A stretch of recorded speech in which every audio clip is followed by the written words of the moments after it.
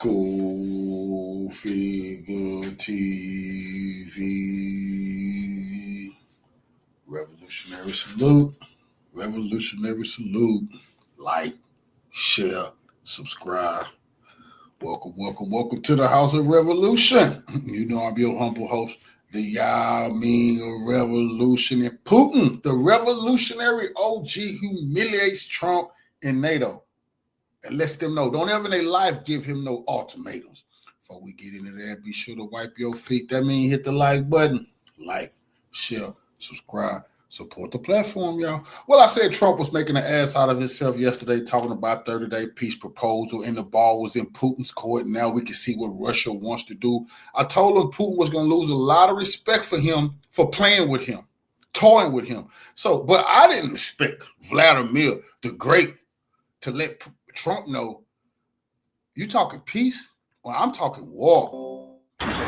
President Vladimir Putin purportedly visited a Russian military command center in the Kursk. President Putin, the Great, today, remember, they just said something about a peace negotiation, Trump.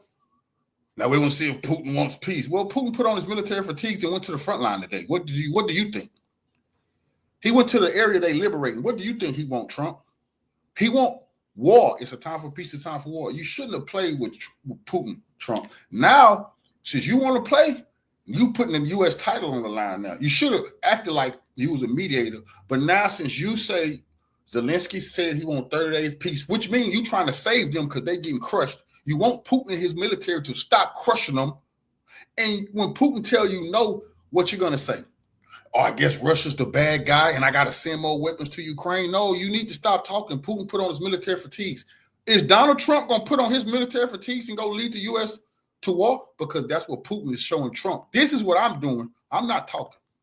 Kursk region in video released by the Kremlin on Wednesday.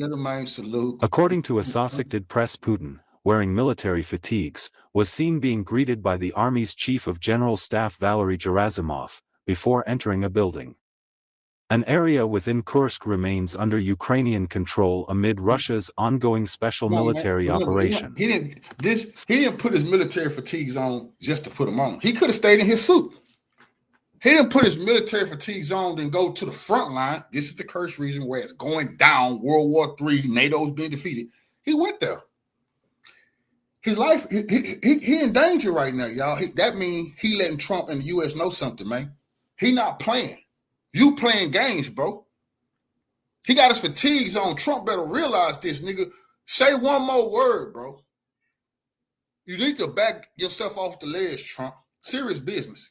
The man put his military fatigues on and say you getting in his business. What you mean peace? And we crushing them right now. Okay, that's what Trump, you want to put the U.S. title on the line? Mark my word, Russia will not stop crushing Ukraine, and if the U.S. or NATO or anybody getting their business, they're going to get some too. That's what this military fatigues Putin got on. That's what that means. Fighting there has escalated as ceasefire talks come to a head, with Moscow intent on taking back its territory and Kiev determined to hold on to it as a bargaining chip in any negotiations. Play with this man, bro. Trump should not have played with Putin, bro.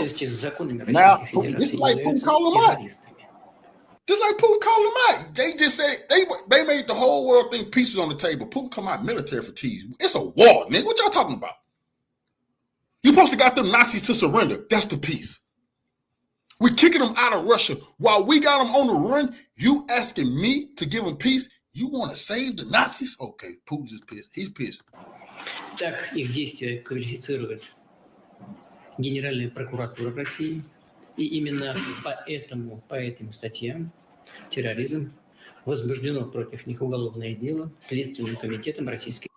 Revolutionary salute to Stanley Stone for the donation to the war chest. Revolution is a way of life. You know, I absolutely appreciate that love, family. Salute to you. Real talk. Help me keep the lights on.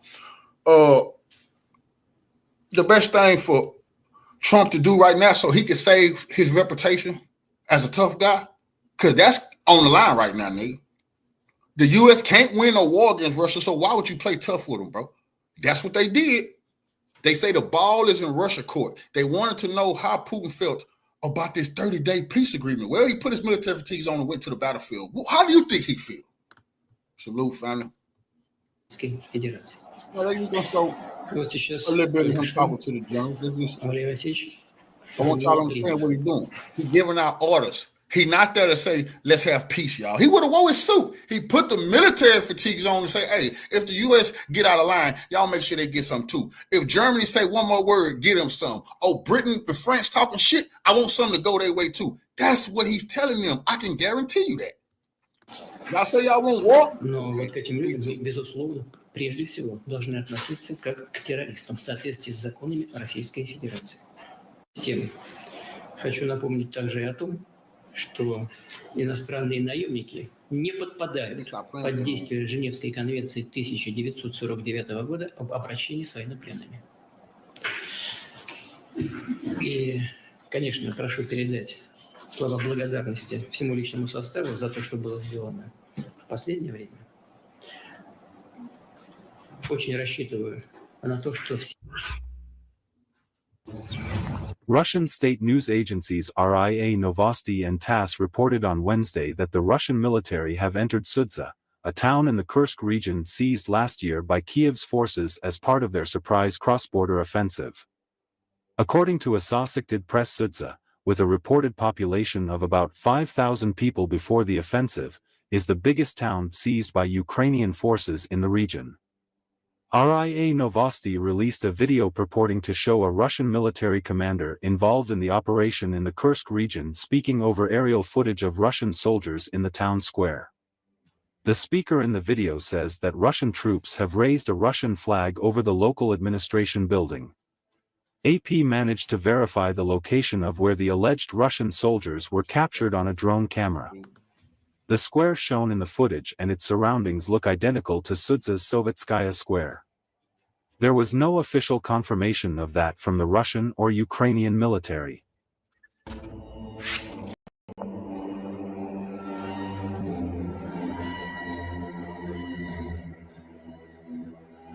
Russians showing the world, man, we're over here conquering and placing our flags up, man. We ain't got time for all that. Revolutionary salute to our family junking for the donation to the war chest. Revolution is a way of life. Absolutely appreciate the love, family. Salute to one of the few telling the truth out here. Salute to y'all for showing up and hearing this truth and helping me keep this platform going. I absolutely appreciate that. Salute to your family. Revolution is a way of life. Now, this is the day after they said they want peace. They told Russia to stop shooting, stop marching, have 30 days of peace. What? When the Ukraine is on the ground, crying, running, hiding, you want peace? I told you Donald Trump should have never put his word. He should have never backed that, bro. I told you Putin was going to lose respect for him. He did. He put fatigues on him. You know. Now he put America in a bad spot.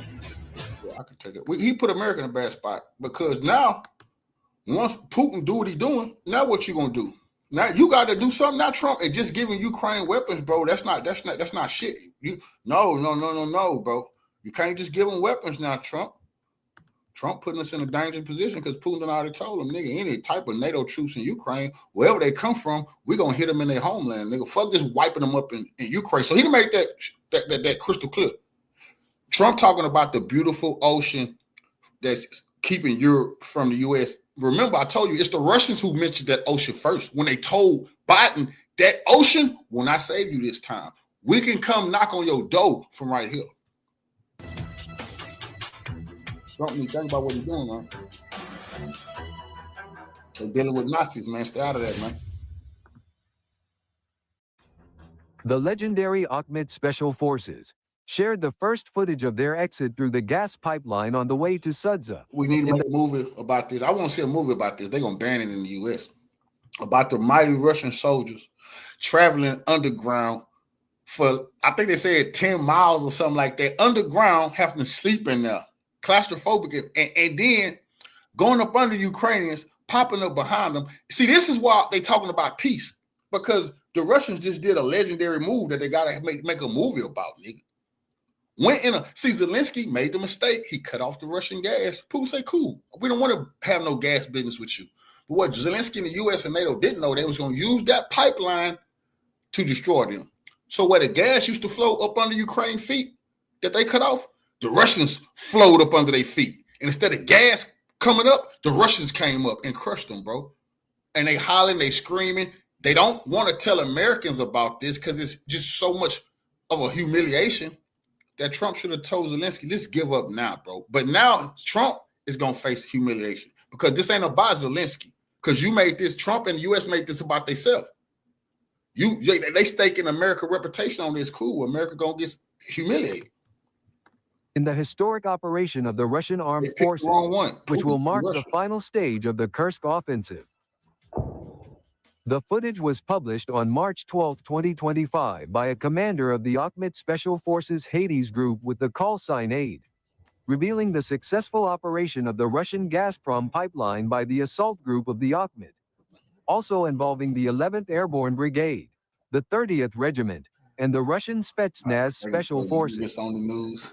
Immediately after exiting the gas pipeline in the Kabakano farm area, all this was right behind the lines of the armed forces of Ukraine, disrupting the positions of enemy troops, securing key positions, and destroying them in Sudzha, which has now almost all been liberated. The fighters fought shoulder to shoulder, united by a common goal, to protect the homeland and Russian values.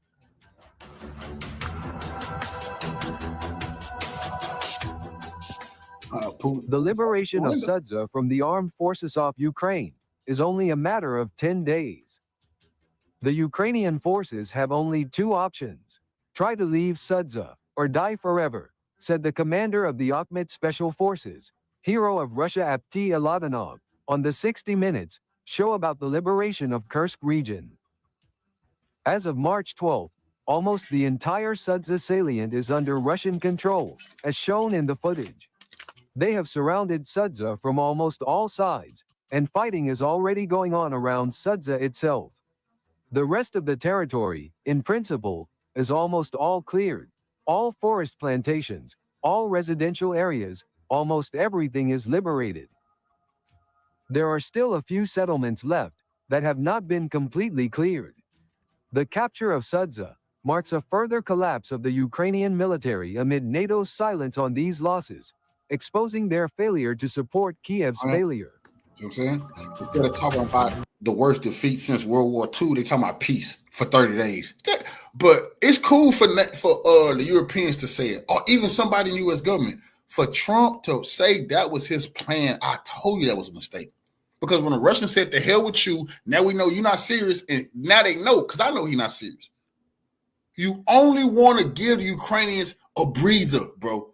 But to take that shit to Putin, I did not know Putin was going. As soon as Putin heard that, he put his motherfucking military fatigues on. He knew that. Like, what? Boy, you must want war. Who the hell you think you playing with, Trump? So Trump has got he's known for being macho and he's tough and nigga, put your fatigues on. Putin won't war. Shouldn't have did that, bro. That was a mistake. Yeah, man. You need to apologize. Revolutionary salute to our Queen Shana G for the donation to the war chest. Revolution is real life. Absolutely appreciate the little Queen. Salute to you. It's not no joke, bro. It's not no game. This ain't no we gonna force a peace agreement. Nigga, Putin told y'all what the agreement was. They gonna surrender. They not gonna be no part of NATO. They gonna have a small military. You're not gonna have none of your weapons. You know what the agreement is. But to try to trick Putin pissed him off so much, he put his fatigues on, went to the front line, talked to his generals, and every time I done seen this dude go to anywhere near that motherfucker, all hell. And when he was doing that shit when the war first began, and he wasn't putting the fatigues on, he just put on a military jacket. He put full fatigues on, full battle gear this time. Lead commander of the motherfucking Russian army. What he's telling every last one of them generals, he's giving them a marching order. And I can promise you, it ain't got nothing to do with peace. They might take the whole pie now. Since Trump won't play games. Reportedly, Ukrainian forces are retreating from Zamostai under heavy fire. Recent footage shows Russian soldiers checking monitors, where a large group of Ukrainian troops are retreating westward, on Rosa Luxemburg Street in the western part of Sudzha, likely fleeing towards the border. clear indications that Ukrainian forces have withdrawn from the eastern part of Sudzha.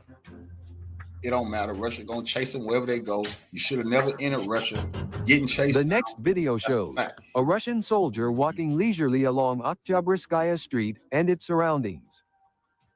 As a reminder, the footage shows how the commander of the Special Forces Akhmet, Apti Aladanov, explains the task to his fighters a few days before they crawl through the gas pipeline to Sudzha on March 1st.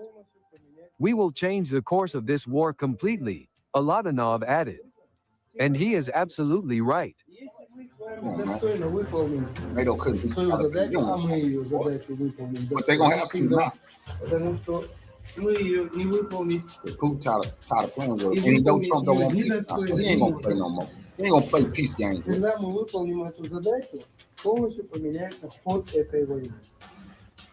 Yeah. This is how you get peace. Put your fucking battle fatigues on and go talk to your generals. That's real shit. That's some legendary shit. It's gonna go down in history. Trump tried to play with Putin. Putin gave him opportunity. Trump decided to let the neocons and the Zionists play with his head. I don't know what the fuck they told him to play with Putin for, nigga. That's gonna turn out bad for America. Serious business.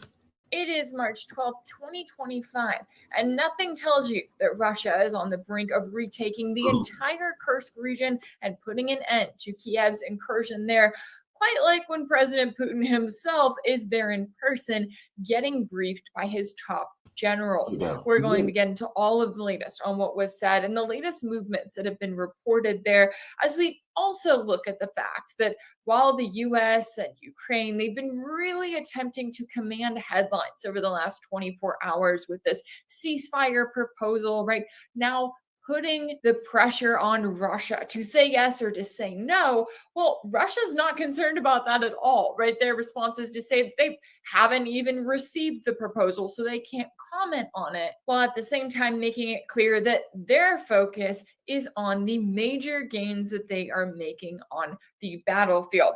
All of this as Zelensky, of course, can't stop talking and is basically admitting that he has learned absolutely nothing in the last 3 years. Oh, and that he's just going along with this plan because he thinks that Russia won't. We have a lot to get into today, so let's get started. And let's start off with the update that Russian President Putin has visited the Kursk region today, where he met with his top generals, including his chief of staff, who told him that— That's the front line, bro. We talk, the war is jumping now. No American general, no American president will ever do no shit like that. The Europeans, they ain't going front line. Cokehead Zelensky, he won't go near there. He would get whacked. Putin showing NATO. I mean, I'm not worried about y'all, bro. Or none of y'all, no consequences that come with telling y'all fuck y'all peace plan. Now put my battle fatigues on. Where y'all at? With y'all tanks y'all play. This is serious business. This is the front line. People are shooting and bombs is dropping around now. But he's setting a message for all of the Russian people. If he gonna put his life on the line, he want everybody else to do the same and be prepared to deal with NATO. That's what he's telling them. And they ready. 86% of the Kursk region territory that was initially held by Kiev's forces back in August has been liberated, and that the Ukrainian army has suffered 67,000 casualties, lost 7,000 vehicles on the Kursk front, and the Ukrainians— Let's stop right there. 67,000 people whacked and dead on the Ukrainian side in this one battle. That's whole European military. 7,000. They wouldn't even have a British military no more, German military. That's it. That's done. The best of the best. Only the Americans.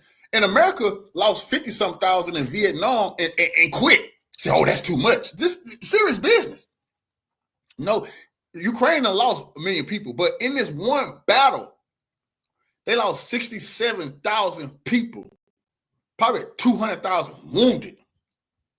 Come on, man. These people don't even understand what's awaiting them playing these dangerous games.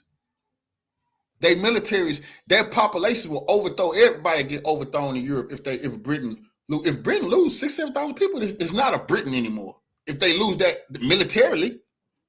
But they want to talk shit. Okay, cool. The man put on his military. Strategic plans for the Kursk region have failed. So what were those strategic goals exactly? Well, if you go back to August, there were reports that Kiev's forces were trying to gain as much territory as possible in Russia's Kursk border region in order to have something to bargain with for future peace talks. There were also reports too that they were trying to gain control of the Kursk power plant. Clearly, that didn't work out too well, but it's been interesting to watch as you've seen these Russian advances over the last 48 hours. You had Russian forces gain an additional 100 square kilometers in just 24 hours, including 12 villages, and then their focus became on Sudzha, which is the only town that Kiev seized during its incursion. And now you have reports that Ukrainian forces have fully withdrawn from that town, which was described as their key supply hub in the region. And it's important to note that this is not just Russian media reporting this. Oh no, it's also Ukrainian sources. With the online deep state map, which is updated by Ukrainian users with publicly available data, well, it appeared to show Ukrainian forces no longer in control of Sudzha. And just let that sink in for a minute, because I do not think that Russian officials would be making this announcement, right? Coming out and saying that they have Ukrainian forces completely surrounded and that they have taken back 86% of the territory that was part of this initial incursion if they didn't have the data to back it up. And from everything that we're seeing, they are absolutely spot on there. This was supposed to be the bargaining chip, right? This was supposed to be what Kiev used when they went to the table. And now they once again are making themselves look completely ridiculous in front of the Trump administration when they don't even have this incursion into Russia. They went into Russia with the most advanced weapons in NATO's arsenal. And they got crushed and getting surrounded, and they're running, they fleeing, they screaming for peace. They won't. What? Trump put his reputation on the line. He shouldn't have did that. I don't know what they paid him because Putin finna snatch that reputation, nigga. Trump got to put his military fatigues on the line and go challenge Putin to a duel or something, nigga. Russian territory to be able to brag about and to act as though they have something to present to Russia. Now, at the time of this recording, the Trump administration, right, whether it's Trump himself or any of his top officials, have not responded to the situation in Kursk, at least from what I've seen.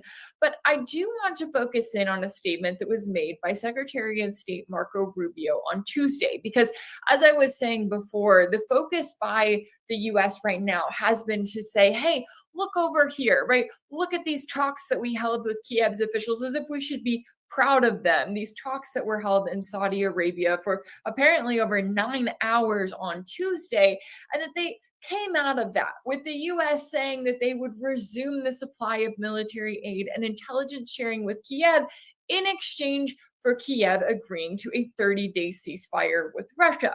A ceasefire that, as we're talking about here, why would Russia agree to a 30-day ceasefire, right? They are making significant momentum in the Kursk region. Why would that be something that they would agree to right now? Well, it seems as though that part didn't really occur to Rubio. As far as the Russian reaction to it, that's really the question here. And that is, you know, this is a few hours old. We're going to bring it to them directly. We're going to say that Ukraine is prepared to stop all battlefield activity and begin the immediate process of negotiating. Rubio, no, that's a telltale. Hey, stop all battlefield activity. That's they. I can't believe Trump went along with this shit. Trump got to come out and deny that he knew anything about this. Say this is not his deal. Fire Marco Rubio. Marco Rubio, you got to fall on the sword, homie. Trump got to say he didn't know nothing about this shit. And Marco Rubio, you got to step down or something. Be suspended. Because you a laughing joke of the world now. They want the peace plan is for Russia to stop all battlefield activity. That means no more shooting, no more advancing, no more taking no more territory. Don't finish off the Ukrainians while they're running in front of you. Don't capture them. Anybody you got surrounded, let them go. That's their peace plan for 30 days. And that's peace for them. Man, that's why Putin put on his military teams. I know Big Homie was going to be hot. Big Homie was pissed. He said, man, what my gear at? Well, they got me fucked up. And during end of the war, and we'll see what the response is. If their response is yes, then we know we've made real progress and there's a real chance of peace. If their response is no, it would be highly unfortunate, and it would make their intentions clear. And this is yet another reminder that you have the Trump administration making the same mistake that the Biden administration made, which was to act as though Kiev, NATO, the US, that they are the ones winning this war. Therefore, they are the ones who are getting to dictate the terms to Moscow, right? Getting to come to them and say, we offer you a 30-day ceasefire, and expecting Russia to just jump for joy and say, yeah, sure, we'll hop on board with this. Now, I do read the comment section on my videos. I know that in yesterday's video, I got a few comments from people who were saying things to the extent of, you know, this is the way that Trump negotiates, right? Do you just expect him to kind of roll over and to do nothing and to just give Kiev on a silver platter to Russia? I actually don't expect that. However, one thing that I will draw the attention to once again is the fact that just a couple of weeks ago, you had Trump sitting there publicly with Zelensky and telling everyone Ukraine is losing this war. Russia is winning this war. Russia holds all of the cards right now. The message that Trump was sending was, hey, let's agree to some sort of a deal before this gets even worse for Ukraine, before we have less territory to bargain with. 2 weeks later, guess what? They now have less territory for Ukraine to bargain with. Trump was right there. However, now you have his administration on the exact opposite end, acting as though they have plenty to bargain with, right? Rubio sitting there being like, oh, we need Russia to sign on to this deal, or that's really going to show us what their intentions are. Like, really? Russia's been very clear about what their intentions are. I don't think that that's exactly a secret here. Now, of course, the Kremlin was asked for a response to these reports that the US and Ukraine had come up with some sort of a ceasefire deal. And we did hear from spokesman Dmitry Peskov, as he said on Wednesday that Russia can't comment on the reported ceasefire proposal because the US has not presented them with any information on it. He also noted that Russia is, quote, carefully studying the statements that were made as a result of the talks. Now, that's a fair statement given the fact that the US hasn't actually given this proposal directly to Russia just yet, but it is notable the wording there coming from Peskov, because when he's saying we are carefully watching, right, carefully paying attention to these statements that were made, that tells me that Russia is keeping an eye on the Trump administration and they're watching them resume the delivery of military aid for and intelligence sharing with Kiev. Because it was one thing if it was just approved under the Biden administration and, oh, okay, that's something that Trump just hasn't gotten to yet. But it's another thing when Trump chooses to halt it and then a week later chooses to allow it to resume, because now Trump is the one who is responsible. He's the one who is responsible for allowing this military aid to go to Ukraine to be used directly against Russia. He is the one who is responsible for providing the intelligence information and the satellite data for Kiev to carry out attacks on its end to kill Russians. That is the statement that is being made to Russia. At the same time, Russia is also keeping an eye on Zelensky, although they've made it clear that they do not view him as the legitimate president or leader of Ukraine now that his term has been up for almost a year now. But they're also watching how much the US is allowing Zelensky to get away with under Trump's watch. And that apparently includes Zelensky's latest comments, in which he openly said and made it very clear that the only reason that he would sign on board for this 30-day ceasefire plan is because he believes that the Russians won't.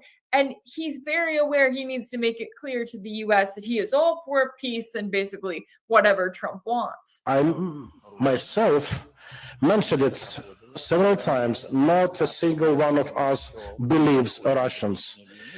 We've been through that. And we are not going to play with the narrative spread by Russia worldwide on that. I reiterate that we want to end this war, and I want the US president to see it. I want the Americans to see and to feel it. In other words, Zelensky is doing what he has to do in order to get back on Trump's good side. But he didn't stop there. He also decided that he was going to talk about the situation related to the territory, and he made it clear that he has learned absolutely nothing.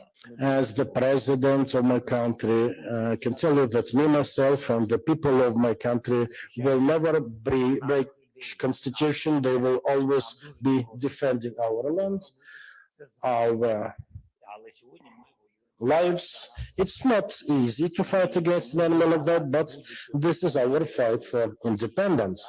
So we are not going to recognize any territories occupied by the Russian territory. So yes, after 3 years, which have included one defeat after another for Ukrainian forces, Zelensky is still sitting there acting as though he expects to get all of the Donbass region and all of Crimea back under his control, that he expects to force that territory back under his control, despite the fact that that is not what the people who live there actually want. That is not their democratic and free will, and they have made that very clear. And yes, that's even as Rubio said that American and Ukrainian delegations discussed the issue of territorial concessions during their over 9-hour meeting in Saudi Arabia on Tuesday. And yes, Zelensky makes a statement like that even as Russian forces continue to advance in the Kursk region and make it very clear that Kiev's little incursion stunt is on its way out the door. And you know it's getting bad when the Western media acknowledge the reality of the situation, as the Wall Street Journal led with the headline, "Ukraine turns tables with ceasefire proposal, but Putin has little incentive to sign." And they're exactly right. Why would Russia agree to a 30-day ceasefire that would halt the momentum that they're currently making and then also give NATO another 30 days to attempt to rearm Kiev's forces? Meanwhile, Bloomberg ran with the headline, "Putin likely to drag out Ukraine truce talks to seek terms," in which they say that the Russian president will probably agree to eventual truce terms with Ukraine, but wants his own conditions met beforehand, likely dragging out the negotiation. And yeah, Putin should seek his own terms. I mean, Russia is winning this war. Why would they come to the table and just accept anything that does not meet their demands? And sure, as that article pointed out, there could be an eventual agreement. I do think that there is likely to be one further down the road, but I also think they have a point. Russia is likely to drag out these negotiations, and I don't exactly see that as a bad thing, because I don't expect Russia to just come and say, yeah, no, we're not going to talk to you, right? You offered us a 30-day ceasefire and we're just cutting off talks altogether. No, that's not what I mean when I say that they won't accept a ceasefire.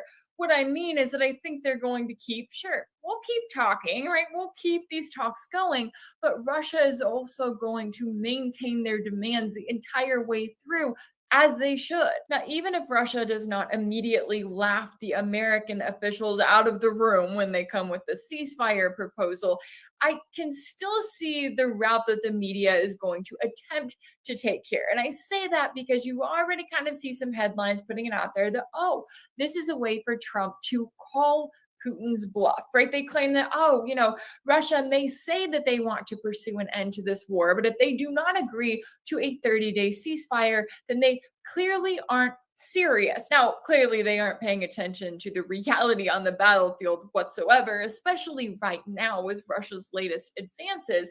But we also have to take into account here that if the entire goal, right, if the goal was for the US to get Kiev in a position to where it would say, yeah, sure, we'll do a 30-day ceasefire, just so that they could get Moscow to say no, to say that they will not agree to a ceasefire right now. And so that as soon as Russia says no, then the US can just ramp up their support for Ukraine. Well, then the US was never really pursuing peace to begin with. And I know I'm reminded in my comments often that a lot of people think that this is just, a version of Trump negotiating, right? That this is how he does things. It's the art of the deal. And he may think that that's the case. But what the Trump administration needs to pay attention to right now is what's happening in the Kursk region, right? They need to pay attention to the timing of it. The fact that Russia was very methodical in its approach. It did not throw all of its energy and all of its resources at combating Kiev's incursion back in August. They could have done that. They chose not to. they allowed Kiev to send some of their best forces into a meat grinder to essentially sacrifice some of their best in order to keep this incursion in the Kursk region ongoing, in order to keep claiming that they had some sort of bargaining chip. And while, yes, Russian forces did make gains in the Kursk region, right? They've continued to tackle Kiev's forces over the course of months. Pay attention to the timing here. Because when we're seeing these major advances on Russia's end, when we're seeing them get so close to the point and basically be on the brink of wiping out Kiev's incursion altogether, that's happening at the time that Kiev wants to be able to use that bargaining chip the most. And guess what? They don't have it any longer. So as these talks continue to progress, as we continue to see negotiations and the Trump administration continues to decide what kind of proposals they want to present to Russia, well, they need to start paying attention to what Russia is doing on the battlefield and how they are working systematically to put NATO in a place where they should not want to keep doing this much longer. And whether they decide to, whether they want to keep getting humiliated again and again, well, that's entirely up to them. But exactly as Russia has said, no ceasefire, no frozen conflict, they've also said they're going to keep moving forward on the battlefield for as long as this conflict is ongoing. And that's something everyone should be talking about. If anything in this video,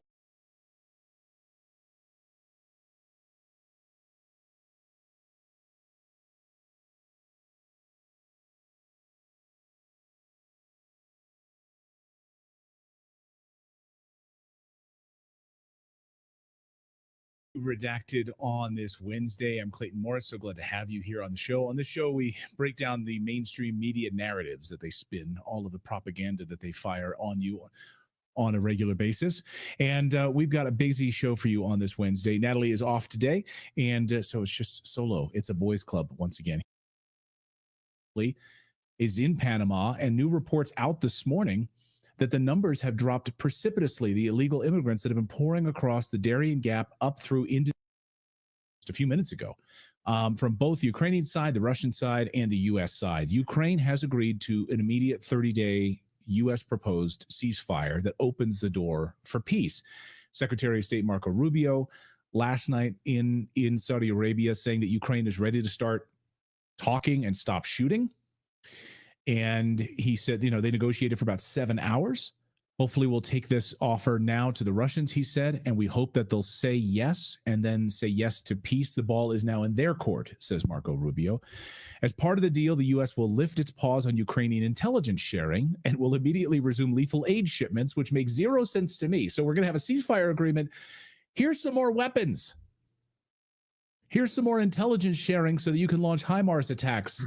It makes no sense. I can't figure that part out for the life of me, but maybe someone smarter than me can figure that out.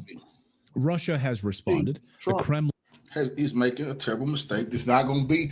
This not Biden's war anymore. He's owning it now, which is a terrible mistake because he will face the humiliation. It's nothing he can dream up and think about unless he want to be the last American president and up under nuclear war. If that's what he's dreaming about, being the last American president, we'll keep on fucking with Russia, and he absolutely can get what he wants. Kremlin does not appear committed to this ceasefire. Putin spokesperson Peskov told reporters this morning that Moscow needs to have a briefing from the U.S. before anything happens. And according to reports this morning in Reuters, another source says Putin's government views this deal as a trap. Smells a rat here. And new developments just a short time ago that Ukraine will not recognize any territory occupied by Russia. So what the hell is happening here? It sounds like it's all falling apart, or maybe, there's 3D chess being played here that I don't know, or 5-dimensional chess. Where's Spock on the bridge of the Enterprise? Because I don't know. Let's ask someone who does know this. It's Colonel Douglas McGregor, the CEO of Our Country, Our Choice, combat veteran, served under President Trump. He's always a calm, a voice of reason in a sea of craziness. So, Colonel, good to see you. Welcome back to the show. Happy to be here. By the way, you don't need to take that Star Trek metaphor too far. Your set begins to look more and more Star Trek-like. Colonel, where do things stand right now? That's a good question, and there's not an easy answer. The problem is I'm beginning to think this is turning into a dialogue of the deaf. The Russians have made it clear repeatedly over the last couple of years that they're not going to accept any ceasefire prior to negotiations.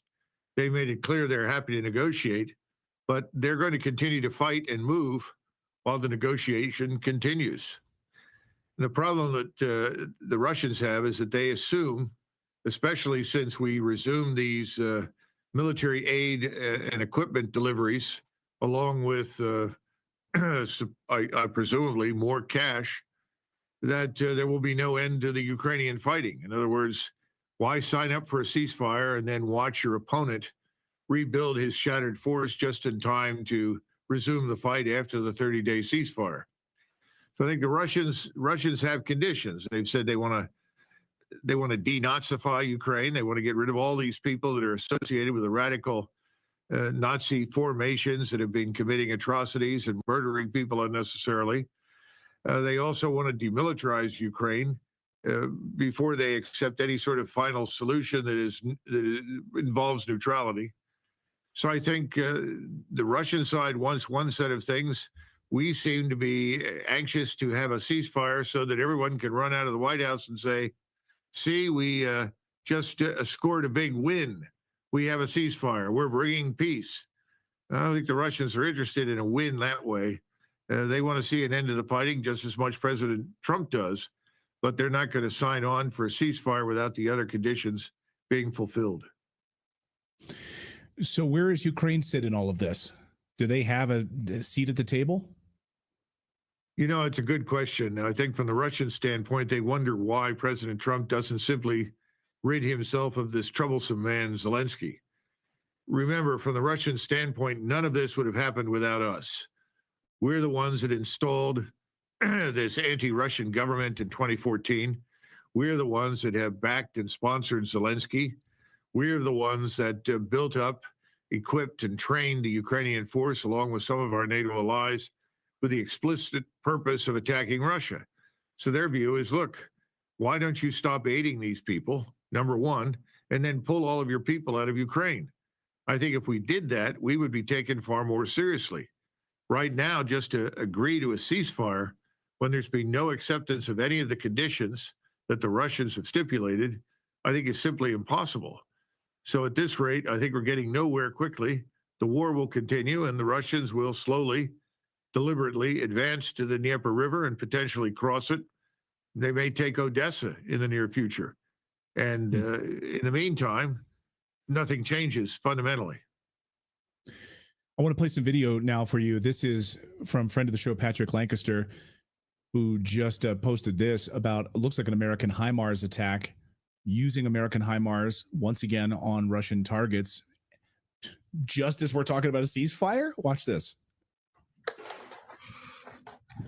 Yeah, so you can see this destruction hitting civilian targets once again, and like this is how you come to the peace table, Colonel. Well, specifically, the Ukrainians have targeted civilian locations from the outset, and so from their standpoint, they just want to kill Russians, maim Russians, harm Russians. That's their goal. They can't do it on the battlefield because the Russian military overpowers whatever they do. So what do? They try to launch long-range strike weapons, whether these are drones or, as you pointed out, rocket artillery, in the hopes of doing damage. But this is kind of a waste of time, to be blunt, because while you may hurt some Russians, this stiffens opposition to any sort of agreement whatsoever.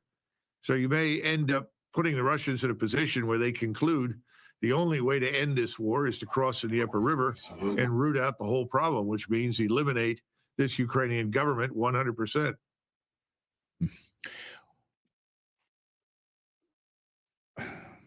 I'm trying to wrap my head around the bargaining position here and what President Trump is thinking.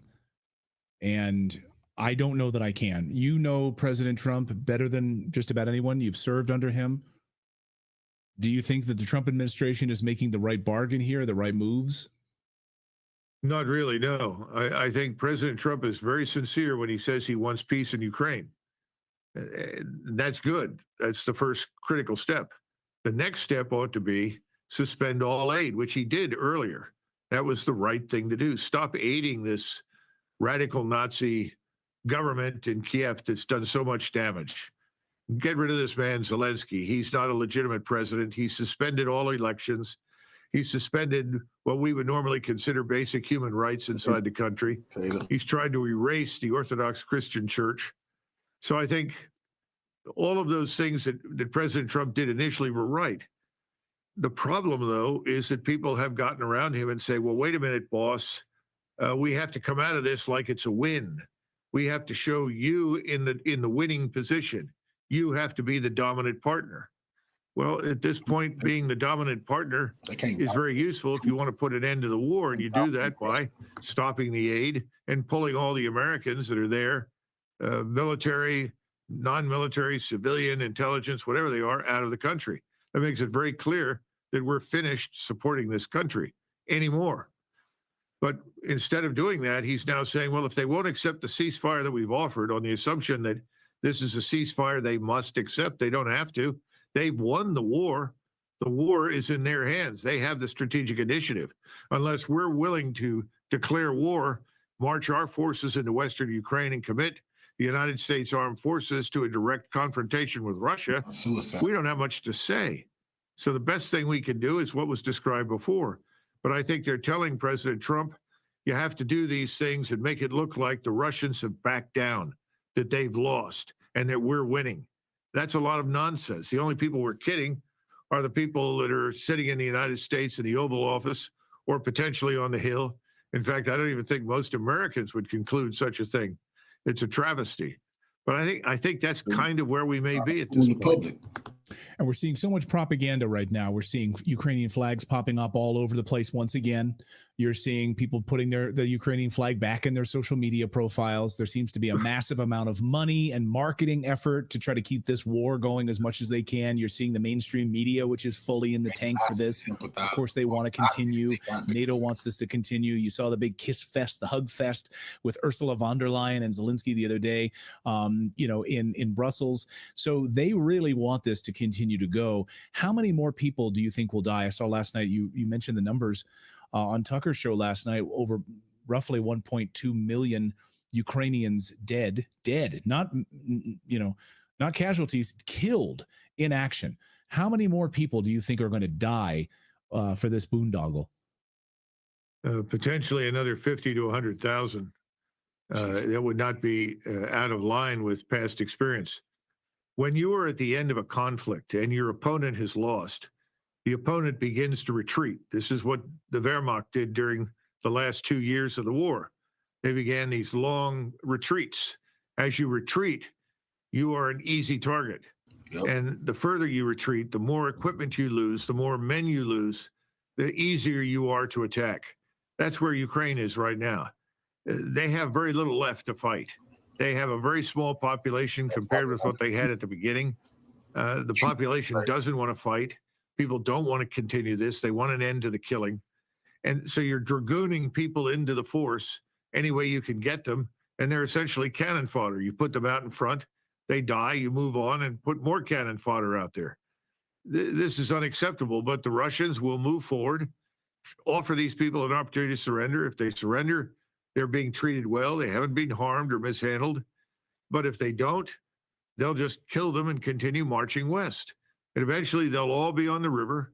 And then the key decision will be, do we march into Kiev fundamentally, finally, and end this?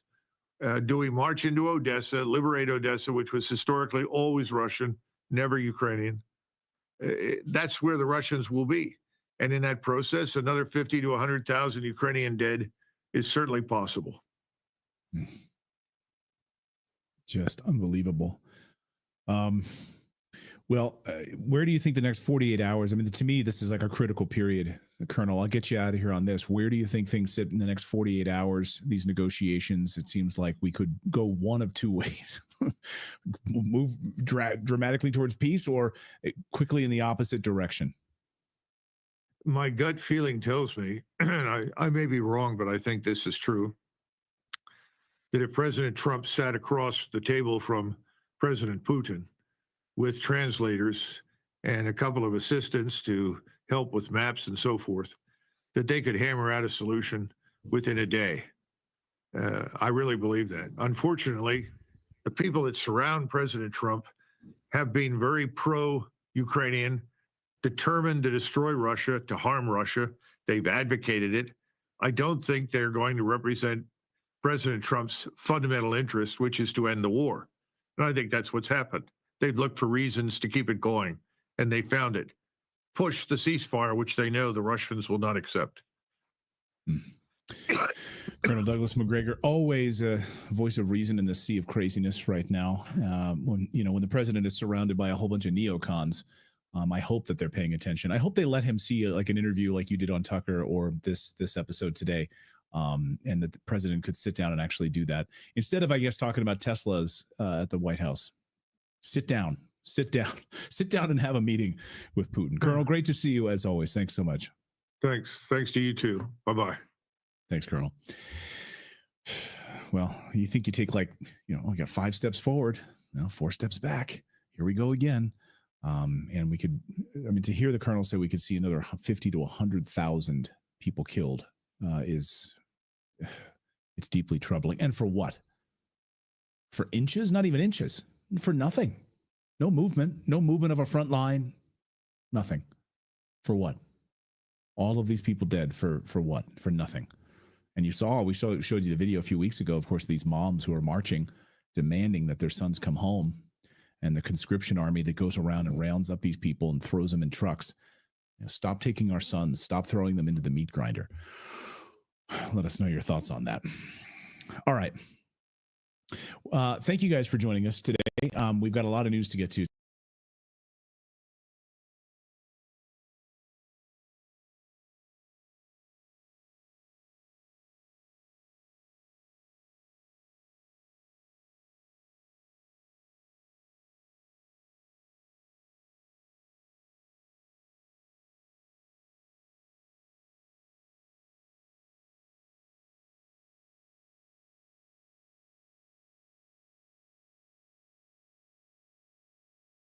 Garland Nixon with the one and only Mark Sloboda. If you're that much of a glutton for the sadomasochistic pleasures of listening to me rant on a soapbox, then you can find me at Elon Musk's Twitter X at Mark Sloboda1 or at The Real Politique with Mark Sloboda on both Telegram and Substack. Awesome. All right, Mark, let's get going. It's just things can be so predictable. We're going to go work on a deal. And what is the deal? Let's see. The Ukrainians are getting the living hell smashed out of them. How about you give us 30 days to get ourselves together? It's like you get in a fight. Some guy picks a fight with you. No, wait a minute. Let me do better.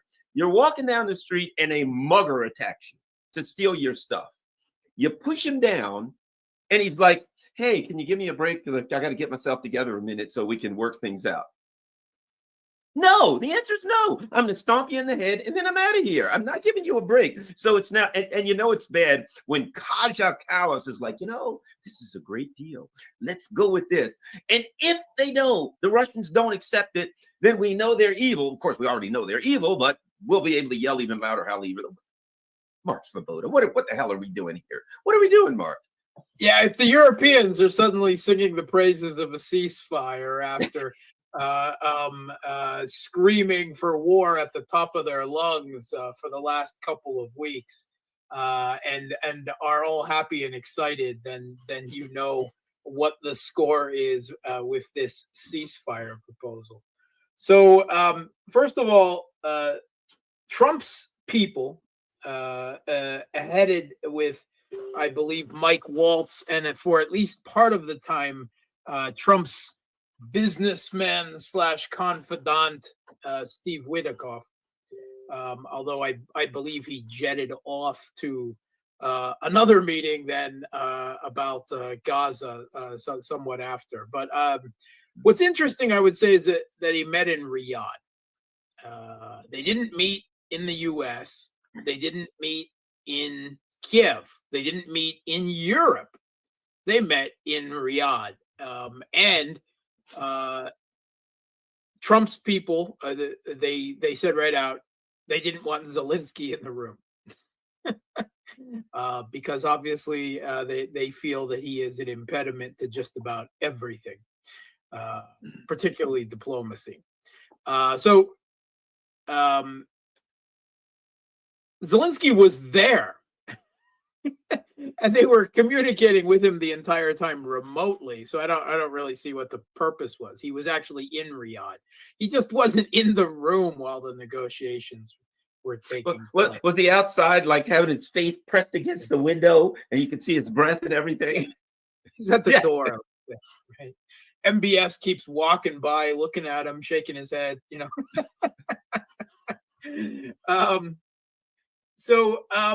First of all, the fact that it was scheduled to be in Riyadh, first of all, it says that the Americans, they wanted to keep the Ukrainians separate, right? They wanted them first to understand psychologically that this is a serious negotiation, right? That this is not friends per se. They wanted to put them in that psychological position. Second of all, they obviously wanted them separated from both Europeans. They didn't want any European allies lobbying for them or pushing them or sticking themselves into the affairs.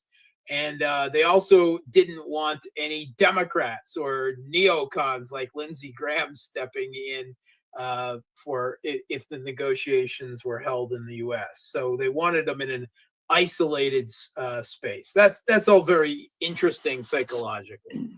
But Zelensky, it seems, or Zelensky's people, because his chief of staff, Andrei Yermak, whom is he's called the Grey Cardinal of Kiev. Many people in Ukraine believe that he's the actual power. Their political fate is so closely tied together that they actually create this collocation, Zermak. Zelensky plus Yermak. Anyway, Yermak in this case did what Zelensky should have done before, right? As soon as the topic of a ceasefire came up and the US was promoting a ceasefire, he just should have accepted it outright in the beginning, knowing that Russia has said again and again and again, no ceasefire. Right? We're not interested in a ceasefire. We've been through that before. We've been through that in Minsk 1 and Minsk 2 and the Istanbul communique where we pulled our troops away from Kiev and then you ripped up the deal and threw it at us, right? Russia is not going, it has said again and again and again, right? No ceasefire. Putin said it. Lavrov said it. Peskov has said it. Everyone under the sun has said it. No ceasefire. They're not interested in a ceasefire. They're not interested in any short-term opportunity to pump the Kiev regime more full of weapons and for it to reorganize, train up some more conscripts and send them in. We're not doing that, particularly not when we've got all the advantages on the battlefield. Why would we agree to that? We're interested in diplomacy. We want a long-term settlement because we don't trust you, right? You've blown us again and again and again. I mean, you can go back to the in 2014 to the February 21st agreement when there was supposed to be a power sharing agreement between the sitting president of Ukraine, Yanukovych, and the Maidan opposition on the street. And instead, the right sector the next morning took over. As soon as they pulled the police from the streets, the right sector seized the presidential building, the Rada, the Ukrainian parliament. And then Yanukovych, of course, fled the city. He tried to make like he had business in Donbass, but then the writing was on the wall. Kiev was theirs. And everyone who had been a part of that government or the dominant political party, the Party of Regents, fled, right? And that was it. And why did they flee? Yeah, because a bunch of neo-Nazis seized the capital. I mean, that of course they did. And the Europeans Russia's like, wait a minute, you were guarantees to this February 21st power sharing agreement. And the Europeans were like, what agreement? Oh, did we sign that? Oh, too late. Cow's out of the barn. Too bad. So, I mean, going back to that. So Russia doesn't trust the Europeans, the Americans, certainly not the Kiev regime any farther than they can throw them. And they said, why would we give you this advantage? So all Zelensky had to do was say, sure, ceasefire. We agree to a ceasefire. And with the full knowledge that Russia would block it anyway, they would say no. And then Russia becomes the impediment to peace. Well, stupidly, up until this meeting in Riyadh, Zelensky had been at the White House, saying no ceasefire, no diplomacy, everything, making a fool out of himself, trying to talk over the president and vice president of the United States in the Oval Office. Why he was so against the ceasefire? Because the Kiev regime could use a ceasefire. My God, could they use a ceasefire? They need they're backpedaling all across the contact line now, especially in the Kursk region, where they've as of today been driven out of Sudzha itself with the ongoing Russian breakthrough there. But they're on the back step everywhere. They're having problems with logistics. They're having problems with manpower. They're having problems with everything.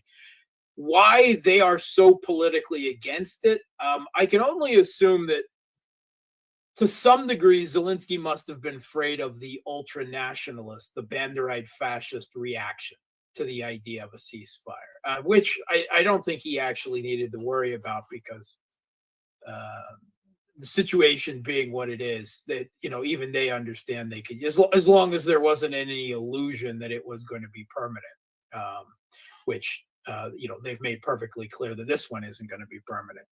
So, but he's been against it up until now. Well, he smartened up, and they came to Riyadh, and they supposedly, going into the meeting, were behind what they were calling a partial ceasefire. And this is something that had been proposed by Macron about a week ago. Just a ceasefire on in the air and at sea, not on land, right? Just drones and aircraft, right? Only the areas where Russia has a market advantage. Missiles, drones, aircraft. Yeah, only the areas where Russia has a 100%, let's say 100%, but a 90% advantage, right? So yeah, that's what he went into. But so Trump went in and they twisted his arms or whatever. Yermak showed proper submission. He rolled on the floor and showed his belly to Trump. And they said, sure, you want a ceasefire, knowing full well that the Russians will agree to it. Yeah, fine, we're behind that. And Trump immediately reversed the pause on military aid and intelligence aid, if there had ever really been a pause, at least on intelligence aid. There's a lot of talk that there never really was, but regardless, that was immediately reversed. So they come out of this with a ceasefire proposal, right? This is now being dictated to Russia, right? This was agreed upon by the US and Ukraine without any consultation with Russia on the subject, even though Russia had been saying no ceasefire, no ceasefire, no ceasefire again and again and again. And now they come out and they say, now the ball's in Russia's court. So if Russia says no to the ceasefire, which they've been saying all along, now they can say that Russia is the obstacle to peace. And what they will do is Trump will particularly go to countries that Russia conducts a lot of trade with. I don't think it really has any hope with China, of course, but they will go to India. They will go to Brazil. They will go to other BRICS members, and they will say, look, we just want peace. Yeah, okay, so the last administration, whatever, we're not these guys, but help us force Russia to peace so that we can end this. Stop trading with them. So that is what they will do. They will try to put pressure then on Russia diplomatically, that they are, once again, we'll probably start to hear that Russia is the aggressor, that they want war, blah, blah, blah. And the proxy war is full back on. Trump has returned the flow of weapons, the flow of intelligence, and that hasn't changed at all. So now Russia is presented as a deal. You either say yes, or you are the obstacle to peace. And the deal is here. Because Trump returned the flow of weapons and intelligence to the Kiev regime in basically less a week. Was it a week? Was it even a week? I don't think it was even a week. Yeah, roughly. Yeah, exactly. Yeah. So it flow of the weapons before the question is even presented to Russia. So now the deal becomes, if you agree to this ceasefire, we will continue to pump Ukraine full of weapons. And if you don't agree to this ceasefire, we will continue to pump Ukraine full of weapons. How can you beat that deal? I mean, that's literally what's being presented. So Russia is supposed to give the Kiev regime a 30 days to recover themselves.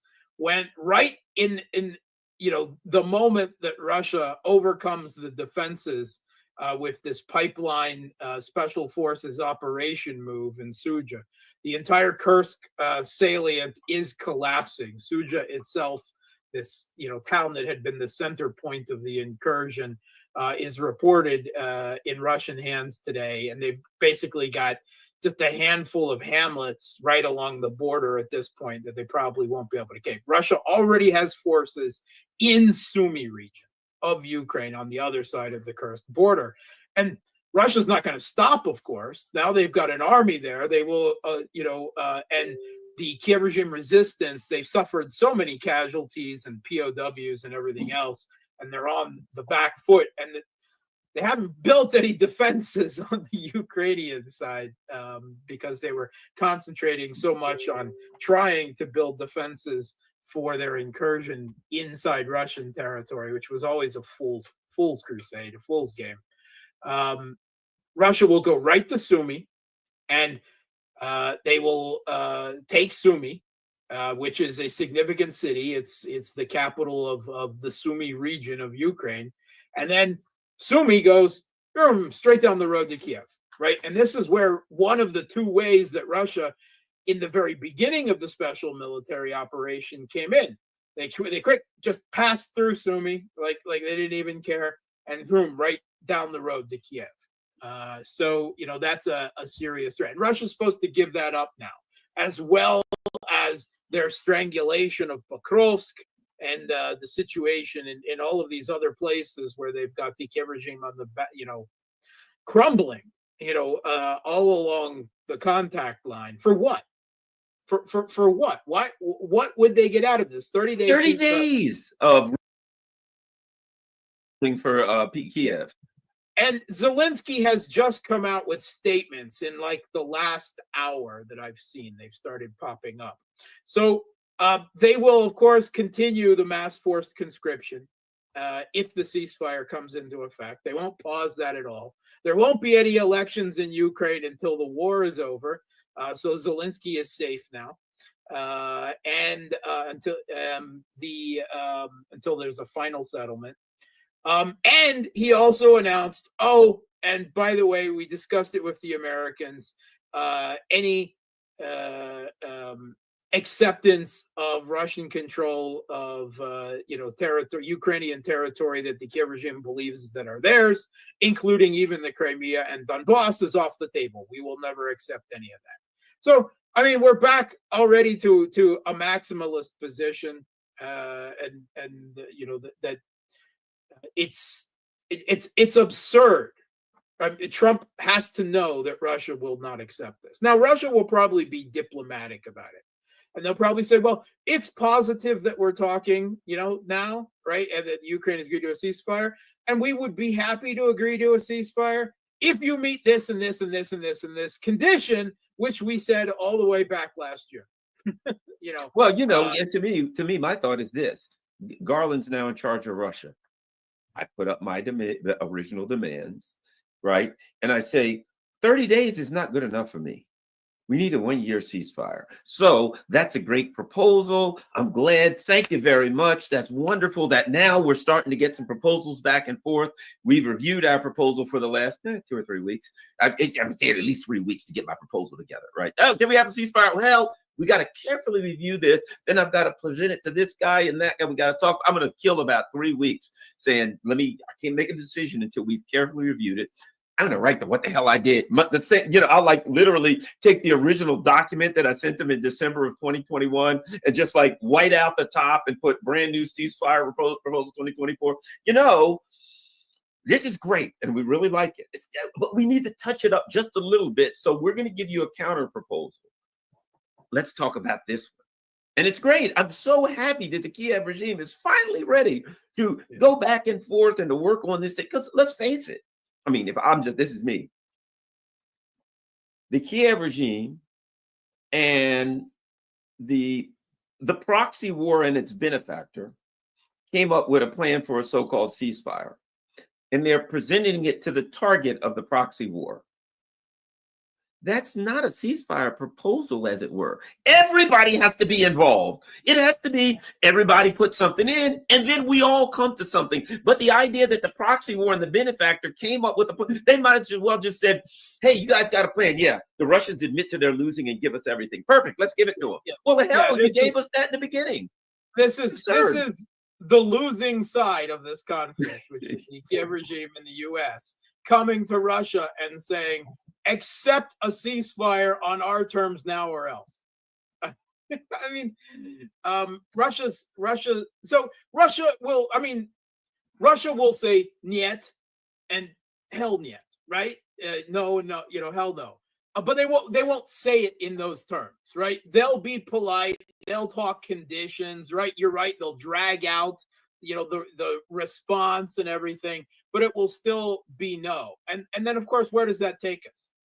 That takes us right back to where we were with Biden, right? The war continues, right? Nothing changes. Russia and the U.S. will probably continue to talk and maybe to even continue to improve relations a little bit on a bilateral basis. But the war is going to continue now, right? What is Trump supposed to do? After Russia, at the end of the day, it will be recognized that Russia says, no, we don't accept your ceasefire, at least not on the terms that you're don't you think they got to give a counter proposal, which is basically going to be everything they said? But isn't that the way to do it? A counter proposal that's the stands for everything ever. That format. Yeah, that's exactly what I say. Well, they just won't say no. I mean, I would say, no and F no, right? But Putin, thank God, Putin is a lot more diplomatic than I am, right? And they will go through this. They will present a counter proposal they'll just reiterate all the conditions, right? Kiev regime withdraws from all 4 regions, commits to not joining NATO, blah, blah, blah. Everything that they had already been through that Putin laid out in detail last June, right? If Russia's conditions for accepting a ceasefire, and they won't change, right, at all, except maybe to get even a little bit stronger, and that's it, right? And then, I mean, the West will continue to try to paint Russia as the uncooperative side that doesn't want peace. Russia will try to squirm out of it and say, well, these are just conditions, right? And this will just drag on into the foreseeable future, and it's not really clear then where and when negotiations on ending the conflict without a ceasefire go from there, right? If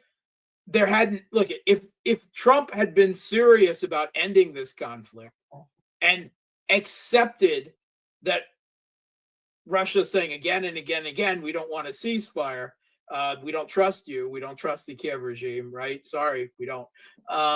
And let's then talk terms for a permanent settlement of the conflict on our terms, right? Negotiate a bit, but we're winning, right? And if Trump had sidelined the issue of an immediate ceasefire, recognizing this reality, if he was serious about peace, right? Realizing what a bad situation the U.S. was in, right? And trying to get the best deal he could in a bad situation for the Kiev regime, then that's what he would have done. But by pushing this ceasefire like this, which the Russians have been clear they will not accept, that makes perfectly clear to me that they are not serious about ending this conflict, right? Or maybe they were and they've changed their mind. Who knows what's going on, right? Maybe he's been talked out of it. Maybe the hawks in the Trump administration won this battle and convinced Trump. I was like, who knows what is going on? Because he goes one thing to the other. He pulled the weapons away last week, and Zelensky should leave.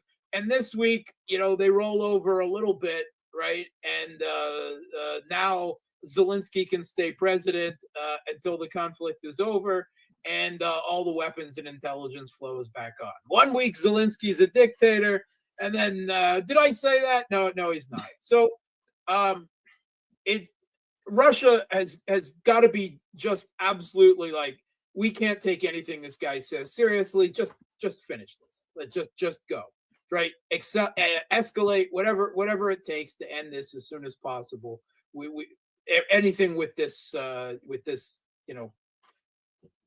TV reality show chuckles is completely not worth our time, right? Well, I mean, we'll go through the format. It's the United States, of course, and all, but this is a signal to Russia that Russia will only understand as they're not serious about ending the conflict. And look at how the celebration coming from the Europeans.